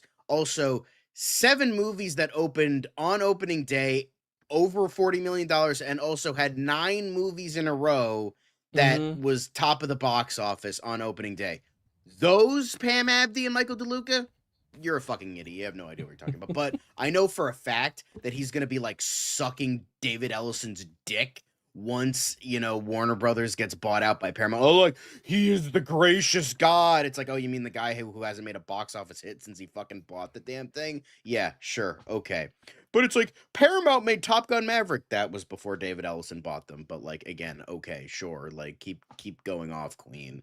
But it's just like that's like type of shit like makes me laugh where it's like I know what I'm talking about, you don't, so stop talking. Yeah, it's it is. I mean, look, getting back to this story, yeah, David Zaslav is like, I think who said it? Like it was Enterprising said it perfectly. David Zaslav championing these 11 Oscar wins is kind of like a dad celebrating the wins of your foster kids before ditching them like a deadbeat. That's pretty much what David Zaslav. He's a lame duck CEO right now. That's literally what it is. I mean, Keith, here's the thing. We all want Warner Brothers to do well. I really sincerely hope that Warner Brothers continues to do well after the sale. But it's kind of hard to look ahead and lean on the past resume of David Ellison, and his team has impressive experience, but he's ultimately the leader. And the company usually goes as the CEO goes in a lot of these instances, especially when the Ellison family will be a big owner, like part owner of the company too. So they've got a vested interest in making that company succeed. But David Ellison doesn't really have the business experience or the resume of having run a company or a studio of this size. So there's a lot of unknowns. We all want them to succeed, but who knows? Well, I guess we'll wait and see. I also want the DCU to continue after the merger, Michael. I think we all do who are watching here. But anyway, we won't bore you with any more of the bidding war stuff. That was all for now. Let's move on to some TV talk, shall we, John? Why don't you walk us through what happened with this Buffy reboot, the autopsy report that Deadline put out, the inside story of how the Buffy reboot never came to be. We talked about it yesterday, but this report kind of went into some of what happened behind the scenes, and it's kind of interesting how things played out. Apparently, they said there were issues, as Deadline reported on Saturday. The original pilot was not perfect. Some called it not great. Yet after a well-received rewrite with a lot more Buffy Summers in it, no one expected the pass. And I was in shock, all that shit. No one saw this coming, including the head of Searchlight, and I got the call as we were stepping onto stage for the premiere of their own movie. It was unclear why Hulu opted to make the calls on Friday night, with sources labeling the timing misguided and terrible. From what I hear, there wasn't a hard deadline or options expiring, but it is true that those involved in the pilot had been waiting for a while and wanted an answer. So, yeah, just like it's kind of just probably just studio politics at this point. Just like, no, let's not do it. So, yeah, so basically, if you go to the next article, I think there we can read in the headline. I think it's one of those situations where my understanding of how things played out is Hulu did not like the version of the pilot they initially shot and produced. Now the thing was, this show was not going to be a big high budget show because the original Buffy was made on a pretty small budget. And so once they went through the production process, they made the show. The notes they got from Hulu was that this show kind of leans a little too young, because the daughter of Buffy, I forget the actress, I think you just quoted her, who was meant to be playing Buffy's daughter. She's like, when she got cast in the role, she was like 15, I think it was, something like that. The original, when Michelle Gellar, was cast in the original show and they shot that pilot, she was 18. So they were saying this kind of leans a little too young, but also the criticism or the notes from Hulu were like, this is maybe not, taking a big enough of a swing. Like, this feels too small potatoes of a show. Like, for a Hulu show, we need this to look bigger or like feel bigger and feel like it's got more money put into it. And so they did a bunch of rewrites, and they were basically hoping that they would get a chance to kind of redo the pilot. And all the indications seemed to be that this was going to work. That they were just going to like continue working on it until they got it right. Chloe Zhao had spent a year trying to convince Michelle Gellar, or like a few years, to like even get to the point where she was returning to the franchise. But it turns out Craig Erwich, who is the Disney TV Group president, he's also going to be overseeing Hulu moving forward, which is a new reorganization under Dana Walden now. He apparently was very vocal behind the scenes about like how he'd never seen the show, didn't really care for it, but apparently like, you know, it was according to some people in on the inside, he wasn't saying like, oh, this show is so bad and like boasting, oh, like this, I never liked this show, it was so terrible. It wasn't boasting in that sense. It seems like, according to some insiders, he was more saying, I'm not the target audience, so don't ask me, I'm not the right, you know, judge. But ultimately, he is the one who actually ended up canceling this pilot. So, I mean, Sarah Michelle Gellar clearly not happy about how things played out, especially with when they broke this news and, you know, the Oscar weekend and everything. And when the actress who played the daughter was literally about to go on a stage to promote her an upcoming movie. It just like, you know, all around handled in just a really weirdly terrible way. But it looks like, yeah, I mean, this version of the pilot and this version of the story is dead. They said that it looked too low budget, and Hulu, you know, wanted them to make it more high fantasy, more worthy of being a streaming show. They also thought it leaned a little too young, so maybe to go in a slightly different direction. But that all being said, it looks like while this pilot is dead, they're going to try to continue working on some version of Buffy. Maybe as opposed to like a requel this time, they might do a proper reboot, because I don't think, given how Sarah Michelle Gellar has publicly talked about this, and there was a People interview where a lot of these quotes came from, she might have burned that bridge, or at least for a long time, she may not be interested even in going back to work on a Buffy project. So if that would be the case, then I mean, maybe their only choice would be to like do a reboot, or maybe do a time jump and go in a direction that, I mean, if it's called Buffy and doesn't include Buffy, I don't know what you do with that. But I don't know how Sarah Michelle Gellar would be involved in any iteration of a reboot anytime also soon. it's a little they'll say, oh, Buffy hasn't been relevant, but Buffy's been, they've made like mountains of comics for like the past like decade or so. So to say it's not relevant is a bit of a, you know, showcase of you don't know what the fuck you're talking about. So I just wanted to mention that. But yeah, people want Buffy, like they love the show. The show's great, and people still go back and rewatch it. Like, say what you will about like, you know, Joss Whedon being a piece of shit, but like, you know, people love Buffy. People love Sarah Michelle Gellar. Like, people been like for Ready or Not 2, which is coming out soon, they're like, yeah, I want like, you know, I'm like, they got to have a reference to Buffy. Like, she's got to use like a steak in the movie. Like, that would be awesome. Like, or something like that. Like, people still care about Buffy just because, you know, it ended in 2004 or whatever. I mean, there was, you know, successful spinoffs and all that. So just like to say, oh, no, not relevant. It's like, well, technically, by that logic, nothing is relevant unless it's coming out the current year. And it's like, all right.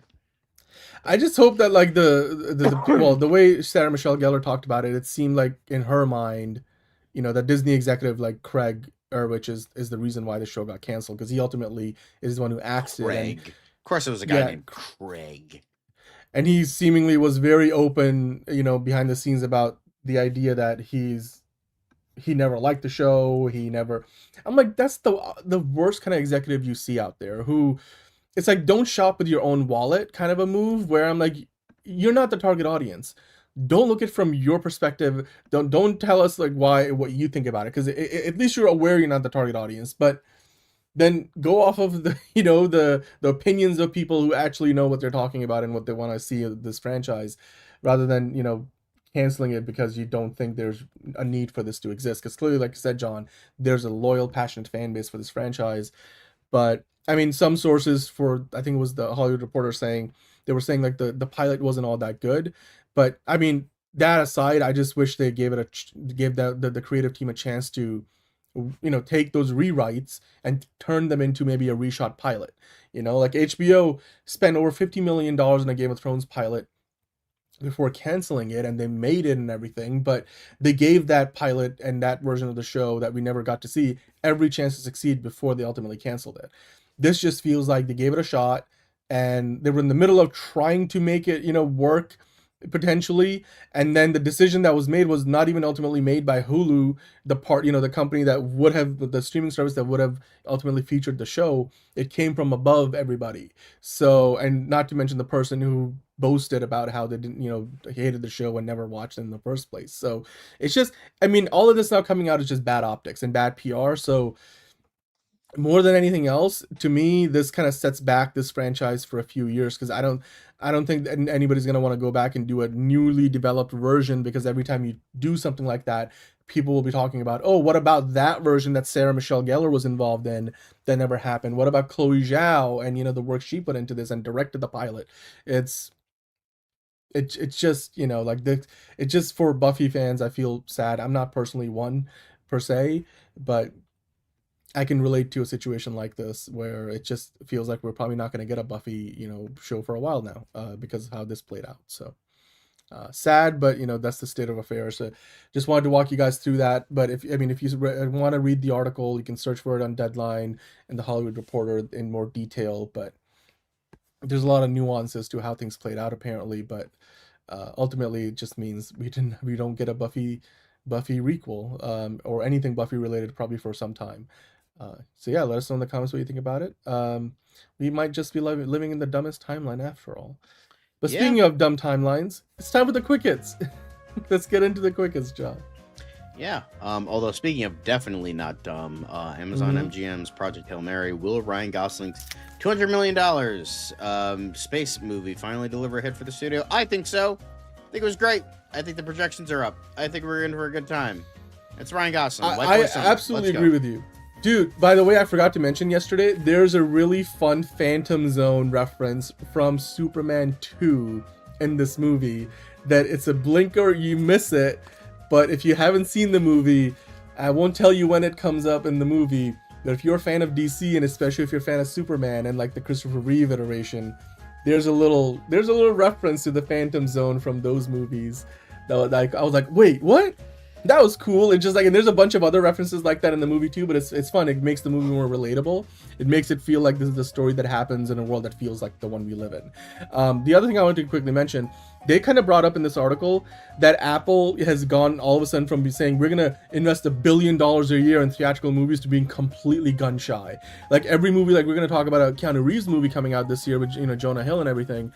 That's an Apple movie that's not going on streaming. They have no movies. Sorry, not going to theatrical. There's no Apple movie. It's like you won. Going to theatrical this year at all. Hello, you beat a Superman movie. You got it's like, Academy but that Award. was the only one last year. Like after doing like 4 and all of them completely shit the bed. But I'm like, you're learning the wrong lessons. It's like just because you stumble and fall. It's the whole thing about your outfits. Like, why do we fall, Master Bruce? It's like so we can learn to pick ourselves up. Apple, pick yourselves back up, because there's no movies you're releasing in theaters this year. But Amazon, on the other hand, they've had some ups and downs, but I mean, if this becomes a big hit, there's some studio and owners ironically might be getting Oscars, so the place that Conan gets his toilet paper might get an Oscar. Might be. But like also like some of the theater owners in this article were saying how like we hope that Amazon doesn't get gun shy after having a few things flop, like Mercy flopped so badly and stuff like that we've seen. But like even if Project Hail Mary isn't a runaway success, I hope like Amazon continues to put out more movies in theaters, unlike what Apple has done. Because I mean, I think Project Hail Mary will do just fine. I mean, Red Notice didn't do all that well, but this movie I hope will at least break even. It's supposed to probably make back its budget across its first 2 weekends if you look at the opening weekend projections. So and you know what, Amazon has shown more of a willingness to like build from the ground up, so there's a proper studio that's not only making their own movies but also distributing it themselves, unlike Apple that works with other movie studios to distribute their films. So yeah, I think this could work out really well for Amazon MGM, and then hopefully they'll take that lesson and then be like, okay, so not every movie is gonna succeed, like Warner Brothers has been finding out the last couple of years, like Disney, like every other movie studio. But just because a movie's a bunch of movies might not hit doesn't mean you give up on the idea of putting movies in theaters, because we need more movies in theaters. So, and Project Hail Mary is a great one. Go see it this week if you haven't already. Go fucking see it, guys. Go see it. Yeah. Anyway, moving on. Next thing. Rebecca Ferguson previews minor role in Dune Part 3. There's a lot of FOMO. What does FOMO mean again? I'm Unk, so I don't know. Fear of missing out. There it is. Okay, fear of missing out. Apparently she's gonna only be, according to Denis Villeneuve, she's only gonna be in one scene of the movie, so that's interesting. Which, I mean, like, her character's not even meant to be in Dune Prophecy. It's not in Dune Prophecy. It's Dune. But it's called Dune Part 3. The book is called Dune Messiah. Dune Prophecy is the TV show. That's what it Messiah. is. Sorry, I keep Do Messiah. Do Messiah. Messiah. Say it over Dune and over. Messiah. Do Messiah. Dune There we Messiah. go. I'll say it over and over again. But anyway, she's There we not go. supposed to be in the book. Yes. And so she got a little bit of a role in this, and apparently Denis Villeneuve insisted on the idea of including her for even just a scene. So good on you, Denis, for having some Rebecca Ferguson action in a movie where her character shouldn't even be in. So if you go off the books, that is. But they're taking some creative liberties anyway, so Yep. it works out. Speaking of creative liberties, new Scooby-Doo movie. But McKenna Grace breaks silence on playing live-action Daphne in Netflix reboot. I'm so excited. I love Daphne. I dressed up as her for her for 2 or 3 Halloweens. I'm obsessed with Daphne. She's my favorite character. I'm so beyond. I'm ecstatic. I'm just going to rewatch every Scooby-Doo movie and series ever now. And to the people that follow her on Letterboxd, me, she's been going through every movie on that damn site. So you know what? Good for her. It's nice to see people actually loving the characters they're playing or they're writing for, instead of, making dumb jokes about it and having to apologize for it later. And so hopefully we're not going to get some like bullshit like Sabrina or Riverdale, where it's like dark, edgy crap or deconstructionist bullshit. And it's just going to be a fun show, because then maybe I'd actually watch it. So I agree with this. I just want my Scooby-Doo the way I liked my Scooby-Doo back from the 60s. Like I just want Scooby-Doo as a Scooby-Doo show. I don't want it to be some political social commentary. Like I know there's a place for that, but it's for me. I just want a Scooby-Doo show that's literally plays it straight for once. Like it's just and that's not a double entendre in any way. I just want a classic Scooby-Doo story. Or set of stories. So I'm excited that we'll see what it turns into. Yeah. But next up is Star Wars Maul Shadow Lord trailer finds the villain out to take his revenge on the Empire. Okay. Oh, did you watch this trailer? I watched this trailer. This looks actually really good. I'm this sure was it a looks surprisingly great, good trailer. but I don't care. Well, I watched this. This looked really, really fun. And I mean, they used what's the famous theme from the prequel trilogy? It's the one where with Revenge of the Sith. What's the theme? Fates, Battle of the Heroes. Duel of the Fates. I think there's a Duel of the Fates in this, but also the story of Maul. I mean, this yes, thank you, Michael. But it looks fantastic. It sounds fantastic. It looks fantastic. I watched the trailer. I'm actually genuinely excited to see this show. There's no Star Wars animated show that's ever truly caught my attention, but this actually looked really nice. And the animation actually looks a lot better than any of those previous, Star Wars animated shows. Like they're using more textures. It kind of looks like they're borrowing some elements from like the Spider-Verse movies. So, thank you. But yeah, I'm excited. I actually was surprised by this. This looks interesting. There's a young Padawan, like a Jedi, that he apparently takes under his wing, and it's the whole idea that Maul, hates the Empire because of what it did to him. But even then, he's no friend of the Jedi. So there's a lot of gray areas. Let's just say my expectation was so low that I was literally impressed by the trailer. So yes, I'm looking forward to this whenever it does come out. So yeah. Anyway, outcome trailer. Keanu Reeves sets out on an apology tour amid blackmail scare in trailer for Jonah Hill's Outcome. Okay. Dude, this actually looks like a fun movie. It's like a fun movie that it's the kind of movie where you might actually ball out, because there's a scene that will really catch you. I mean, Keanu Reeves is doing his Keanu Reeves thing, so he's kind of just talking in the same cadence most of the movie and stuff. But I'll be honest, this is something that I just remembered. The late Willie Garson, who used to be in White Collar, he was in Stargate for a little bit. He passed away a few years ago. He used to play Mozzie in White Collar. And he was only 57 when he passed away in 2021. Dude, I just realized, I was like, wait, who does Jonah Hill look like in this movie? And he looks like Willie Garson, it's from those back in those days. It was fun. I mean, not only he also from this angle looks like John Malkovich, so there's that too. But this was a fun trailer. John Malkovich. Yeah, that is Jonah Hill indeed. It's a fun trailer. It's an Apple TV movie that releases directly to streaming. Put it in theaters, people. But anyway, I mean, Matt Bomer's also in this. Speaking of White Collar, of course, Cameron Diaz is in this. And it seems like an intelligently well-written movie. So, I mean, I'm excited to see it. Probably not going to be a must-watch for me the day it comes out, but it's definitely on the list now. So, yeah. Cool. Next up, Amy Carrero and Jai Courtney cast in Netflix film Protecting Jared. Ruben Fleischer set as director. Cool. Yeah, I mean, Jack Courtney, go, Jack Courtney, and Amy Carrero. Good stuff. I think Amy Carrero was in that Simu Liu show on Peacock. Was she? I don't know. Anyway. Hey, White Lotus, John, are you a fan? White Lotus season 4 casts Max Greenfield, Kumail Nanjiani, Chloe Bennett, Charlie Hall, and Jared Paul. Not Jake Paul, Jared Paul. So don't worry. But yeah, interesting. By the way, these set of photos, I didn't realize that Chloe Bennett got a lip like filler or whatever she's done to her face. She looked so much better before that. I was like, ugh, put me off to that a little bit. But Kumail Nanjiani, she's great at the happier, Oscars. she's more comfortable. Great in than those things that I've might seen have her in. judged. Yeah, well, we were talking about Megan Fox the other day. I mean, so it is what it is. But hey, The White Lotus is season 4, adding to the cast. Yeah, and then Paradise season 3, because that's going to come out soon. Season 3. Well, season 2 is out now, and they just greenlit season 3, so I'm excited. I haven't actually started watching season 2, so now that I know there's a season 3 on the way, gives me more hope and more motivation to see season 2. So good stuff. Bert Kreischer's Netflix comedy Free Bert gets season 2 renewal. Okay. Lincoln Lawyer so begins far production on down season my 5 list. as plot is revealed. Diane Guerrero, speaking of Doom Patrol, Michael, Teresa Maria, Richard Cabral, and Steve Howie among 8 to recur. Kobe Smulders up to series regular. So that's cool. I mean, I like seeing Diane Guerrero getting work. I mean, I really like her as an actress. I mean, I'm not going to watch this show to see that, but, you know, that's cool, bro.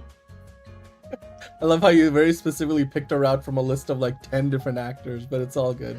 I mean, Kobe Smulders will be a series regular, so... Well, the thing is, I only know Good 2 stuff. people in this fucking headline is Kobe Smulders and Diane Guerrero, so, like, you know, I watched her on Doom Patrol. Like, she was great as Crazy Jane. She was my favorite character. I agree. But, yeah. Alongside Matt Bomer, I thought he was great in that show, too. I mean, Brendan Fraser, the Renaissance started with Doom Patrol. I will always say that. I am surprised 100%. that the Lincoln Lawyer is up to season 5. I can't believe the show's lasted as long, because this is basically the movie. For some reason, thought that started like 10 years ago, and I'm like, that's still on. And it's like, it's only season 5. Well, no. Like, it feels longer. Wasn't this the Bradley Cooper movie that they were redoing? Am I wrong about that? Is it? No, that was Matthew McConaughey. Matthew McConaughey. Okay, so this exists sort of in the same country. Limitless. I'm thinking of had, Limitless, like a which sequel show for like a season, and then it got canceled. That's what I'm thinking of. Okay, anyway, Lincoln Lawyer. No, blah blah blah blah. Let's move on. Too many ideas. Simon Pegg knocking around in film his head. collapses. Angels in the Asylum. UK taxpayers pick up bill for unpaid crew. Yeah, this totally won't go sideways, dude. No, but remember when we talked about this a year ago? No, like I do remember. Was, No, I remember the this. Producers couldn't come up with the money, and well, it looks like the UK taxpayers will pay the. I mean, look, good for the crew getting paid, because the producers couldn't come up with the money, and so yeah, good on that. I mean, but this is like, why am I fucking paying for this fucking crew? So you know. But it's also it's a great example of the high stakes world of Hollywood film financing. You know, like the bottom could fall out from underneath you. You know, at any given moment in time, it's very difficult to get financing and to get enough of it, and then to get across the finish line. Like, making movies is hard, is basically what I'm trying to say. Yeah. So. But yeah, very nice to see, I guess. Next up, Stranger Things animated spinoff gets 1-day theatrical preview. Tales from 85 will show in select AMC cinemas 5 days before its Netflix premiere. Cool, don't care. Ted Sarandos claims Paramount created Warner Brothers regulatory challenge narrative that didn't exist. Wait, you mean that our Lord and Savior David Ellison lied to get ahead? That's crazy, bro. That's crazy. Hard to believe, isn't it? It's but yeah, I mean, Ted Sarandos has been saying this for a while. It's kind of one of those things, though, where you can't really find out, you know, for certain. Like, at this point, Netflix is not in the race, so But I mean, look, ultimately the Netflix deal would have gone through. The only way you could really prove Ted Sarandos wrong is if the Paramount is able to like just run this through approvals as fast as possible and get it done by September of this year, which is what they expect to do. But I don't know. It's whatever. Like, move on, Ted. It's over. You walked away. You know, you're not getting the girl. David Ellison got the girl. So, and it was of your own volition. You said no, thank you. So let's keep going. Well, that's it. That's it. Here we go. That's the quick hits then. I'm sure there will be a Batman TMNT comic crossover. I don't know about a movie though, Michael. That's probably not in the works right now. Well, I mean, they made an animated movie already, so. Oh, did they? Like, was it a crossover between TMNT? Yeah, no, it was Batman TMNT. I remember that coming out. I think that came out. Yeah. Cool. Well, there you go, Michael. There's your answer. All right. Well, thank you for watching the news portion of the show. We are working our way into the DCU Daily portion of the show, and then of course after that we got Tier List Tuesday, and y'all voted for somehow over Christopher Nolan movies. You voted for Wolverine movies, so we'll be ranking those after the show. But John, what are we from the beginning? Hashtag blessed. It's another project that's been blessed from the beginning. There's the shot right there. That. Okay, we don't need to see chorus. Right there. Hey, buddy. Eyes up here. Now you want to get nuts? Let's get nuts. Here we go. Victory mine.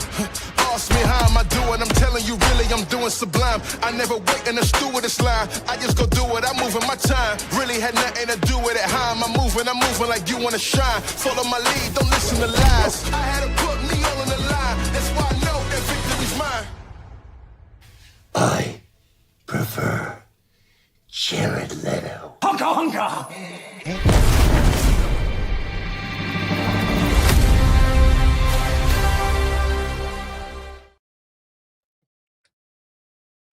Welcome to another episode of DCU Daily. Of course, we got a lot to get into today. Some DC quick hits, and then I guess we'll continue to talk about, you know, what is, I guess, a bit of a PR disaster that got going on over at the Lantern show. Maybe we're exaggerating, a little bit hyperbolic, but you know what? Nonetheless, we'll get into it all. With me today, as always, I've got John. John, how are you doing? Tired. I hear you, man. I hear you. And then we just kind of, you know, we wake up and do it all over again tomorrow. But what part of DCU Daily are you most excited to talk about today? None of it. Actually, Lego Batman. I'm excited to talk about that. All right. Cool. I'm trying to find your name somewhere in the wild. I moved it. Oh, there it is. There's your name. All right, cool. Now that we got that out of the way. Let's put the right ticker up. Boom. Okay. We have some quick hits. Let's start there. We got some DC quick hits to get into. Look, I think we're all gonna watch Lanterns for what it's worth, Michael. But yeah, they're definitely haven't gone off. Fine, I'll watch the show, but I'm gonna complain the whole time. Yes, that's exactly how a lot of people feel right now, for better or for worse. But John, we got some DC quickest to dive into, so let's get into them. Why don't you walk us through? There's not that many, but let's see what Lego Batman Legends of the Dark Knight arrives early, and by one whole fucking week. It was gonna come out May 29th. Now it's coming out a week later, or a week earlier. Crazy. But crazy, you know, it's indeed. A week earlier, so that's nice. Kind of like there was something else that was going to come out May 29th, and now it's coming out May 22nd that we talked about. So that's kind of funny. But yeah, Lego Batman Legacy of the Dark Knight, where like everything is canon, all the games and movies are like going to be canon, and it looks and sounds fucking awesome. You know what's a fun coincidence? May 22nd is when Georgie, one of my cats, was born, and May 29th is when Cricket, her brother, was born. So that's a nice birthday month for me. They'll be turning a year old, both of them. So good night, Brogu. We'll see you on the show tomorrow. Hi, Sean. Thank you for your comment. Oh, Michael Gutierrez has already pre-ordered the game. John, what's your recommendation on? I never pre-order games. Never pre-order games. Never. Yeah. No matter how good they look, never pre-order. What? So what should people do? Wait till instead? it comes out. Wait till what people think. Wait to see if the game's broken, and then go from there. Because then you're like, I pre-ordered Cyberpunk. Look how that turned out. So yeah, don't do that. Isn't that like a worst case scenario though? I feel like it doesn't. I mean, it No, doesn't happen in just everything. never do it. Never do it. No matter what. All right. Never do it. All right. Fair enough. Fair enough. Well, let's But move. Oh, we even got then, more quick I'm hits. still excited because this looks awesome. So Yeah. It does. The trailer was actually really, really fun to watch. Like when it came out of now like a couple of months ago. But yeah. there is a God. So, and his name is HBO Max. Speaking of HBO Max, it looks like Henry Cavill's Man of Steel, Zack Snyder's Man of Steel, is going to be leaving HBO Max at the end of this month, as per Collider. So if you haven't yet, I mean, it's been what, like 12 years since the movie came out. Almost. 13 years. Basically 13 years, so just about this summer. Yeah, Man of Steel won't be an HBO. I mean, I'm sure it's going to be somewhere else on another streaming service. They probably have a, they have streaming deals or distribution deals with other services and stuff. Like I think Netflix has a bunch of DC movies, so maybe it will show up on Netflix for a while. So we will see. Yeah, remember kids, cinema didn't exist before 2013. Thank you, Caleb, for that reminder. But yeah, so if you haven't already and you want to, then go watch Man of Steel before it disappears off HBO Max. I mean, I have it on Blu-ray as well, so I don't really mind. I'll just pop in the Blu-ray, but that's neither here nor there. Speaking of being neither here nor there, I really don't know where Zack Snyder's going with all of this, but he shared another photo from, well, I guess behind the scenes photo of him taking a photo of the Justice League on top, the Justice League gang. There's something meta for you. On top of the what was a nuclear reactor in the Justice League movie. Yeah, I think so. Yeah, this is now basically, I think, what, one day before. This is the one day before countdown image to the, basically, I guess, as soon as we strike midnight, March 18th would be the 5-year anniversary of the Zack Snyder Justice League, and, well, coming out. So Zack posted this photo saying, I consider it one of the great honors of my life to have had the privilege of working with these mythic heroes: Batman, Superman, Wonder Woman, Aquaman, The Flash, Cyborg, a modern pantheon. Well, John, what happens tomorrow when the countdown hits 0? Because, like, I'm really curious why Zack Snyder's doing this out of nowhere. James Gunn is, knees deep into Man of Tomorrow. Peter Safran's busy trying to figure out what the future of DC Studios looks like under new ownership. What is Zack Snyder hinting at, if anything at all? Nothing. He's just like, I'm excited for the day, and that's it. That's all I'm willing to guess. Because I've seen like people theorizing that there might be like a new IMAX release for the movie or something, which if you go back long enough in Zack Snyder's timeline, he did share that image of Steppenwolf in the full IMAX aspect ratio a while ago. So I don't know, but hey, we'll talk. I guess we'll know tomorrow what is being announced or not announced by Zack Snyder as he counts us all the way into what will be the 5-year anniversary of Zack Snyder's Justice League. But that's it for the quick hits. Those are the only 3 quick hits we had for DC. With that, let's talk about Lanterns. Yeah. John, I thought this was a good article that sort of can help us sort of maybe, I don't know, organize our thoughts a little bit better around the Lanterns PR disaster, as it were. I know it's a little bit of hyperbole. Yeah, I know, Sean, that actually does drop tomorrow too. But John, we've talked about many reasons why the trailer maybe didn't work the way fans expected it to. Also, many reasons why the show might still be really amazing, as is. Green notwithstanding, or, however much of it we get or do we not get. But the article here poses a few good questions, including the one in the headline saying, is Lanterns in trouble? And then they list out 5 ways that DC Studios can still salvage its DCU PR disaster. And we've talked about a bunch of these before, but I think this is a good way to kind of go through them. So, look, we had that whole Grant Morrison and Damon Lindelof, public spat yesterday about Grant Morrison just bemoaning the fact that, Damon Lindelof had made fun of the idea of, we didn't put green in the name because it didn't sound cool or whatever. And like, why are we not embracing the superhero aspect of the Lanterns? So then, after all of that, and then the fan sentiment around the show is not, entirely positive. There are people who are really excited.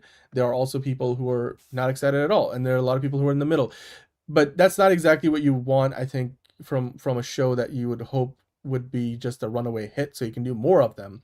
Because I think the DC wants to do more HBO shows down the road, and they don't just want to do them in the Bex; they also want it to be in the DCU. With that said, John, let's go through the 5 reasons. We can kind of walk through these, and I want to get your take on this. But there are 5 Lanterns gives me the 13th reason. I mean, what? But there are 5 ways that the comicbookmovie.com suggested that maybe DC can kind of turn the ship around on this Lanterns PR train, as it were. So if you could scroll down to reason number 5, or way number 5, they're saying, look, don't make fun of the fans. Which I think we can all agree. Like what Grant Morrison was saying is like the hardcore fans are the ones you're going to tune into HBO Max on day 1 when this comes out. Mm-hmm. Don't alienate those fans. Don't insult the fans. Even if it's a joke, even if it's like, oh, I wasn't thinking, it's like you still don't do that. Yeah, like clearly, like what world are you living in, Damon Lindelof, if you didn't think that was going to cause a lot of negative controversy that could have been easily avoided? So. Yeah, I mean, Ron saying this should be the number 1 reason. Well, I guess that number is arbitrary. It's in the article. We can rank these however we want. But yeah, don't make fun of the fans. The fans are like the ones that will help this show continue to exist. So yeah, but yeah, let's go past that one. Let's go to the next way we can probably hopefully turn the ship around on this. Reveal the costumes. We talked about this the other day, John. Like I think I mentioned this like toward the end of the show yesterday. What we would like to see in the next trailer. And no, I'm not talking about like reveal the costume as in what they just did in the trailer, which is just show something hanging off a coat hanger in a closet. Give us the actual costumes they will be wearing. Especially give us the kind of costume that Jon Stewart would ultimately wear, that we will most likely see in Man of Tomorrow, now that we know Aaron Pierre is going to be in that movie. I want to see those costumes. John, don't you want to see the costume? Don't you want to see a proper Green Lantern costume? Yes. That doesn't feel like it's patinaed over the last 50 years? Isn't brown. Let's do that, please. Let's do that. So I think some of these are like obvious gimmies, but in hindsight, considering how they marketed this show and how the creatives behind it have been talking about it, maybe we need to spell this out for them as fans. But anyway, let's keep going. Number 3, the third way in which DC can probably turn things around is give us a new trailer with some Green Lantern action. John, the closest thing we got to Green Lantern action was Hal using the ring, but them cutting away before it does any kind of constructs. And then the other thing was, when he does fly, you see him sort of lift off, and it's a bit of an unfinished CGI shot. You could clearly see that the compositing isn't completely like polished, but like you don't see him like generate his costume. He just flies off wearing his Earth human clothes. So I think we all want to see some actual Green Lantern action, like in Green Lantern costumes, some constructs. Give us a single shot. Give us a 2-second shot like they did with the Spider-Man bullshit things that did today. Like that would do it. That would literally even just that in a trailer would be enough for fans to be like, okay, we will get that in the show. We are happy. But let's keep going. So the 4th reason that they pointed out in this article was, don't be afraid to show what's next. And John, this is what I was talking about earlier, actually. The idea that they should not be afraid to give us a brief glimpse at what Jon Stewart as a Lantern will look like, even as a slight tease, even if we don't get that shot in the actual show until the very last shot of the show. Don't be afraid to show it, because then people will be watching it week after week until all that episodes play out, just to see that shot. Like, and those are some of the best kind of things. I know a good shot. I don't know if this is actually in the show or not. But like have like a shot of like Jon Stewart wearing the ring, and maybe he like flexes, and you can kind of see, but it's blurry because it's focusing on the hand. Like you could see like the costume construct like go up his arm, and then it cuts to black. You don't see it; it's kind of blurry, but you see, Jon Stewart's wearing the ring, and he's doing the costume properly. Oh shit! And then boom, cut to black, cut to the title, bam, lanterns. There we go. Yep. I mean, that's all we need. Like, literally, don't be afraid to show. Because I feel like they're hiding all that stuff away, and it just comes across right now with the way that they've talked about this, like Chris Mundy and Damon Lindelof and Tom King and everybody working on the show. Even James Hawes, was it? Who was the director of those? James Hawes. Yeah, you're right. James Hawes. They've all been talking about it in the sense that, we start off grounded, but then we go more intergalactic, cosmic kind of a thing, the way Lanterns you would expect it to be. But I'm like, don't hide it.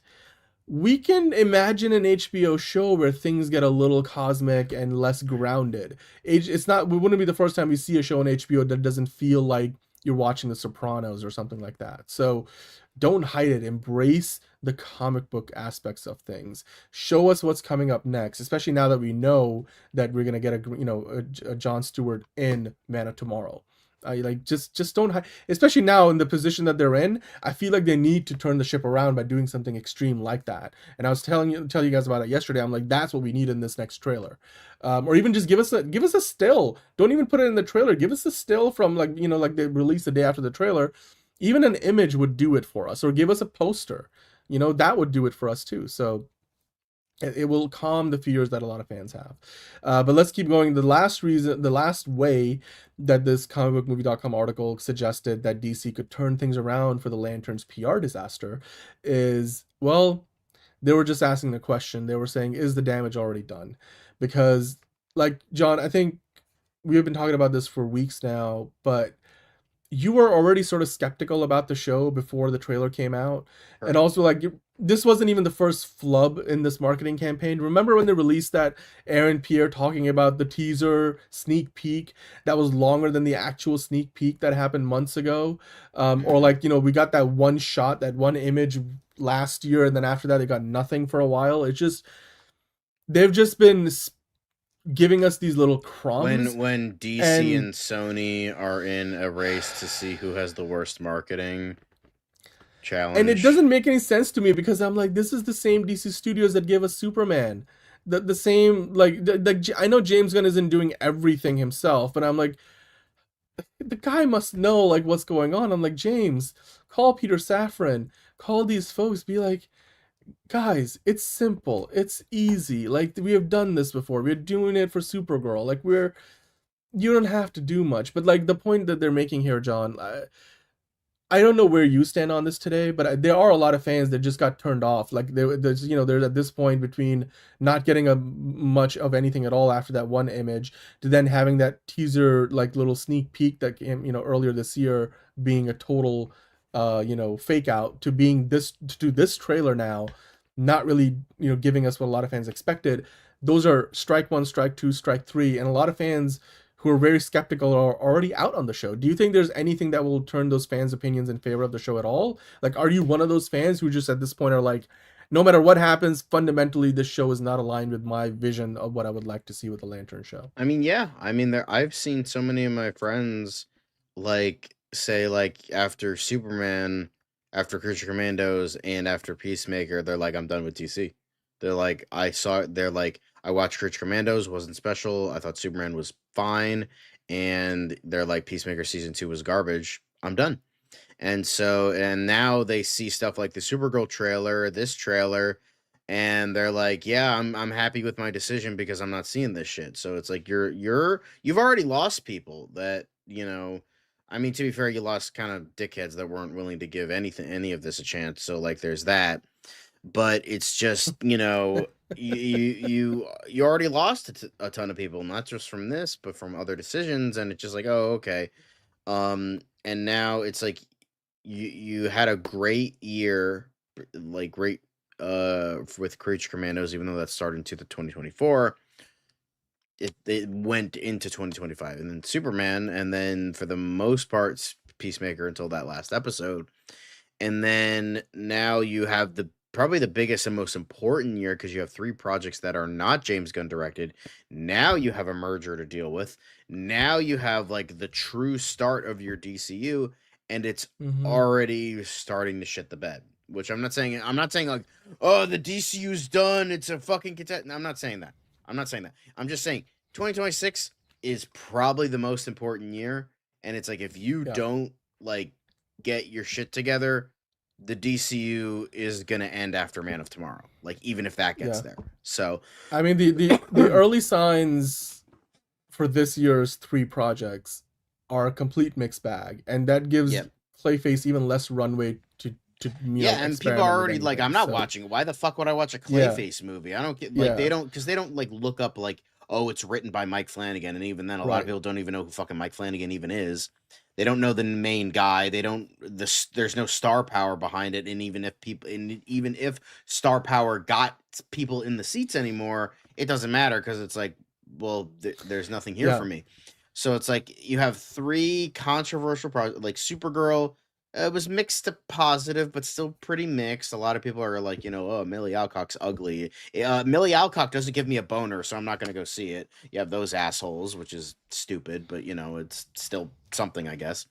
And then they were largely unimpressed by that trailer. We haven't really gotten anything else yet. And then on top of the fact it's based on a Tom King story, so you have comic fans kind of a little heebie-jeebie about that. Then you have this, which is going to come out in August, the next thing, and people are like, yeah, I'm not watching this, or like, I want to see a cosmic adventure. I don't want to see fucking True Detective with Green Lanterns because that's stupid. And then Clayface, it's like, why are you making a Clayface movie? Like, this is a Batman character. Why wouldn't you do Batman first? Like, why not get that jumping off point? And yes, while you are getting a Batman movie in 2027, it's like people are like it's a lot of, I don't know if it's gonna be enough, but like a lot of people are just gonna straight up skip all 3 projects because it's like they're like, Supergirl doesn't look good to me, Lanterns doesn't look good to me, and I don't care about Clayface. So it's just like you're gonna have people like kind of just skipping this and just I'm gonna wait till Man of Tomorrow comes out, and that's a shame. But it's a shame, because even at the end of the day, even though I'm mixed on Supergirl, I'm giving it a chance. I'm really not excited for Lanterns. I'll still give it a chance because there's a possibility it could maybe be halfway decent. So there's that, and then I'm actually excited for Clayface because I think that's unique, and I love Mike Flanagan. So, but it shows that like maybe this experimental marketing strategy just isn't working, and this experimental idea of like, oh, let's do lesser known characters, even Zaslav was like, okay, maybe that wasn't the best idea because it's like now it's fast track the Wonder Woman Authority script is like gone. Swamp Thing is like that motherfucker's at Paramount, but now with Warner Brothers going to Paramount, maybe that's not the big deal. So who knows? I don't know. Yeah, it's look, we can question a lot of like the order in which these projects come out. Look, here's the thing. If all these things come out and they're great, movies and TV shows, then I hope so. Nobody's going to be complaining the day after and being like, you know what? Life is good. It's good to be a DC fan again. So the marketing but the marketing will have an effect on the, the box office for the movies. It would also have an effect on the ratings for the show.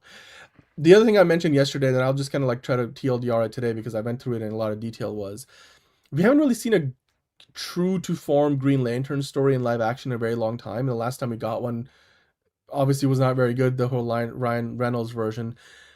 So doing this next iteration as something that sort of avoids the most core aspects of the characters in the comics, it's the kind of thing that James Gunn knows better than that, with like, what he was doing at Marvel, what Marvel does with the MCU. Like the first time you see Captain America, you see the most comic book version of him before they start messing around with the idea. The first Iron Man movie felt like, Iron Man in his like most pure form, and then you start going in different direction and you develop things and you evolve the characters.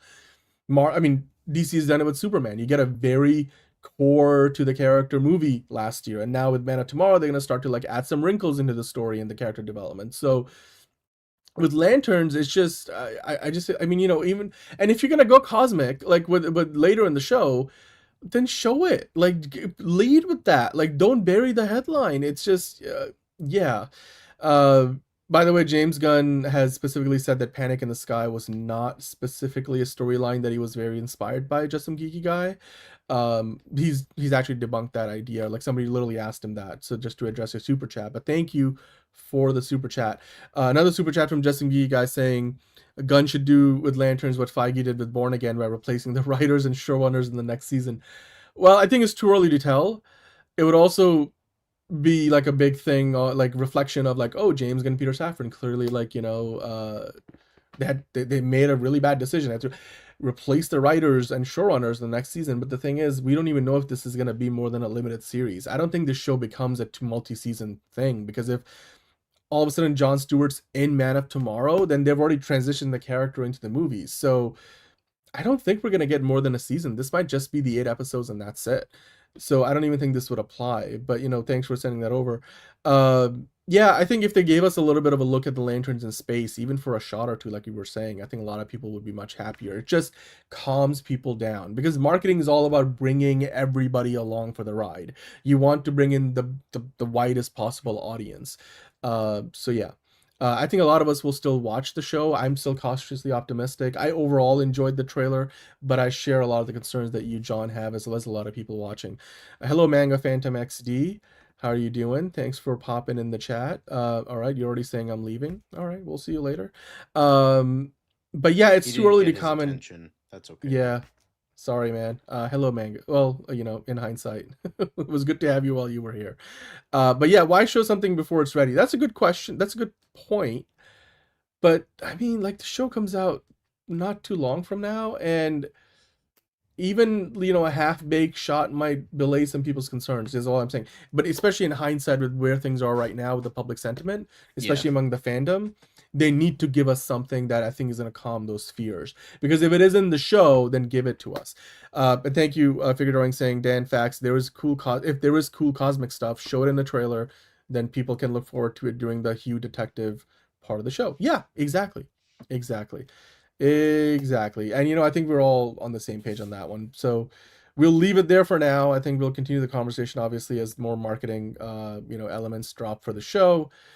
Of course, Supergirl is on deck. It comes out in now a couple of months' time, so I'm sure we'll be getting another trailer for that sooner than later. CinemaCon's coming up, so do definitely follow along. If you aren't subscribed yet, please do subscribe. We're getting close to 100,000. It's a big milestone. We'd love for you guys to be along for the ride.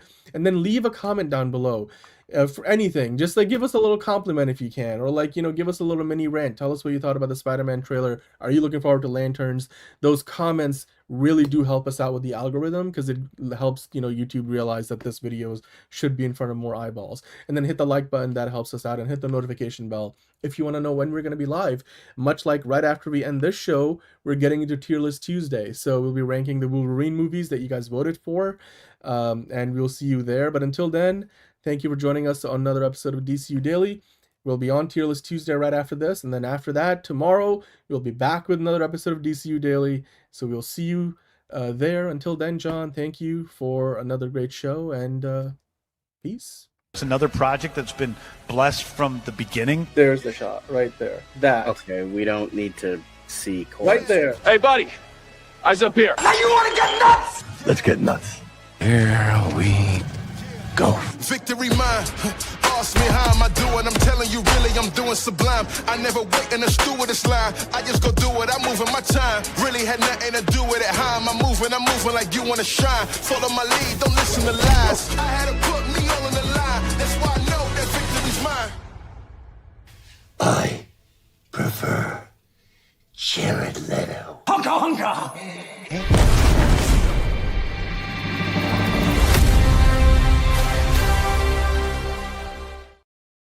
Fuck David Ellison, fuck Jeff Snyder, and fuck Tom King. In the booty hole with a cactus strap on.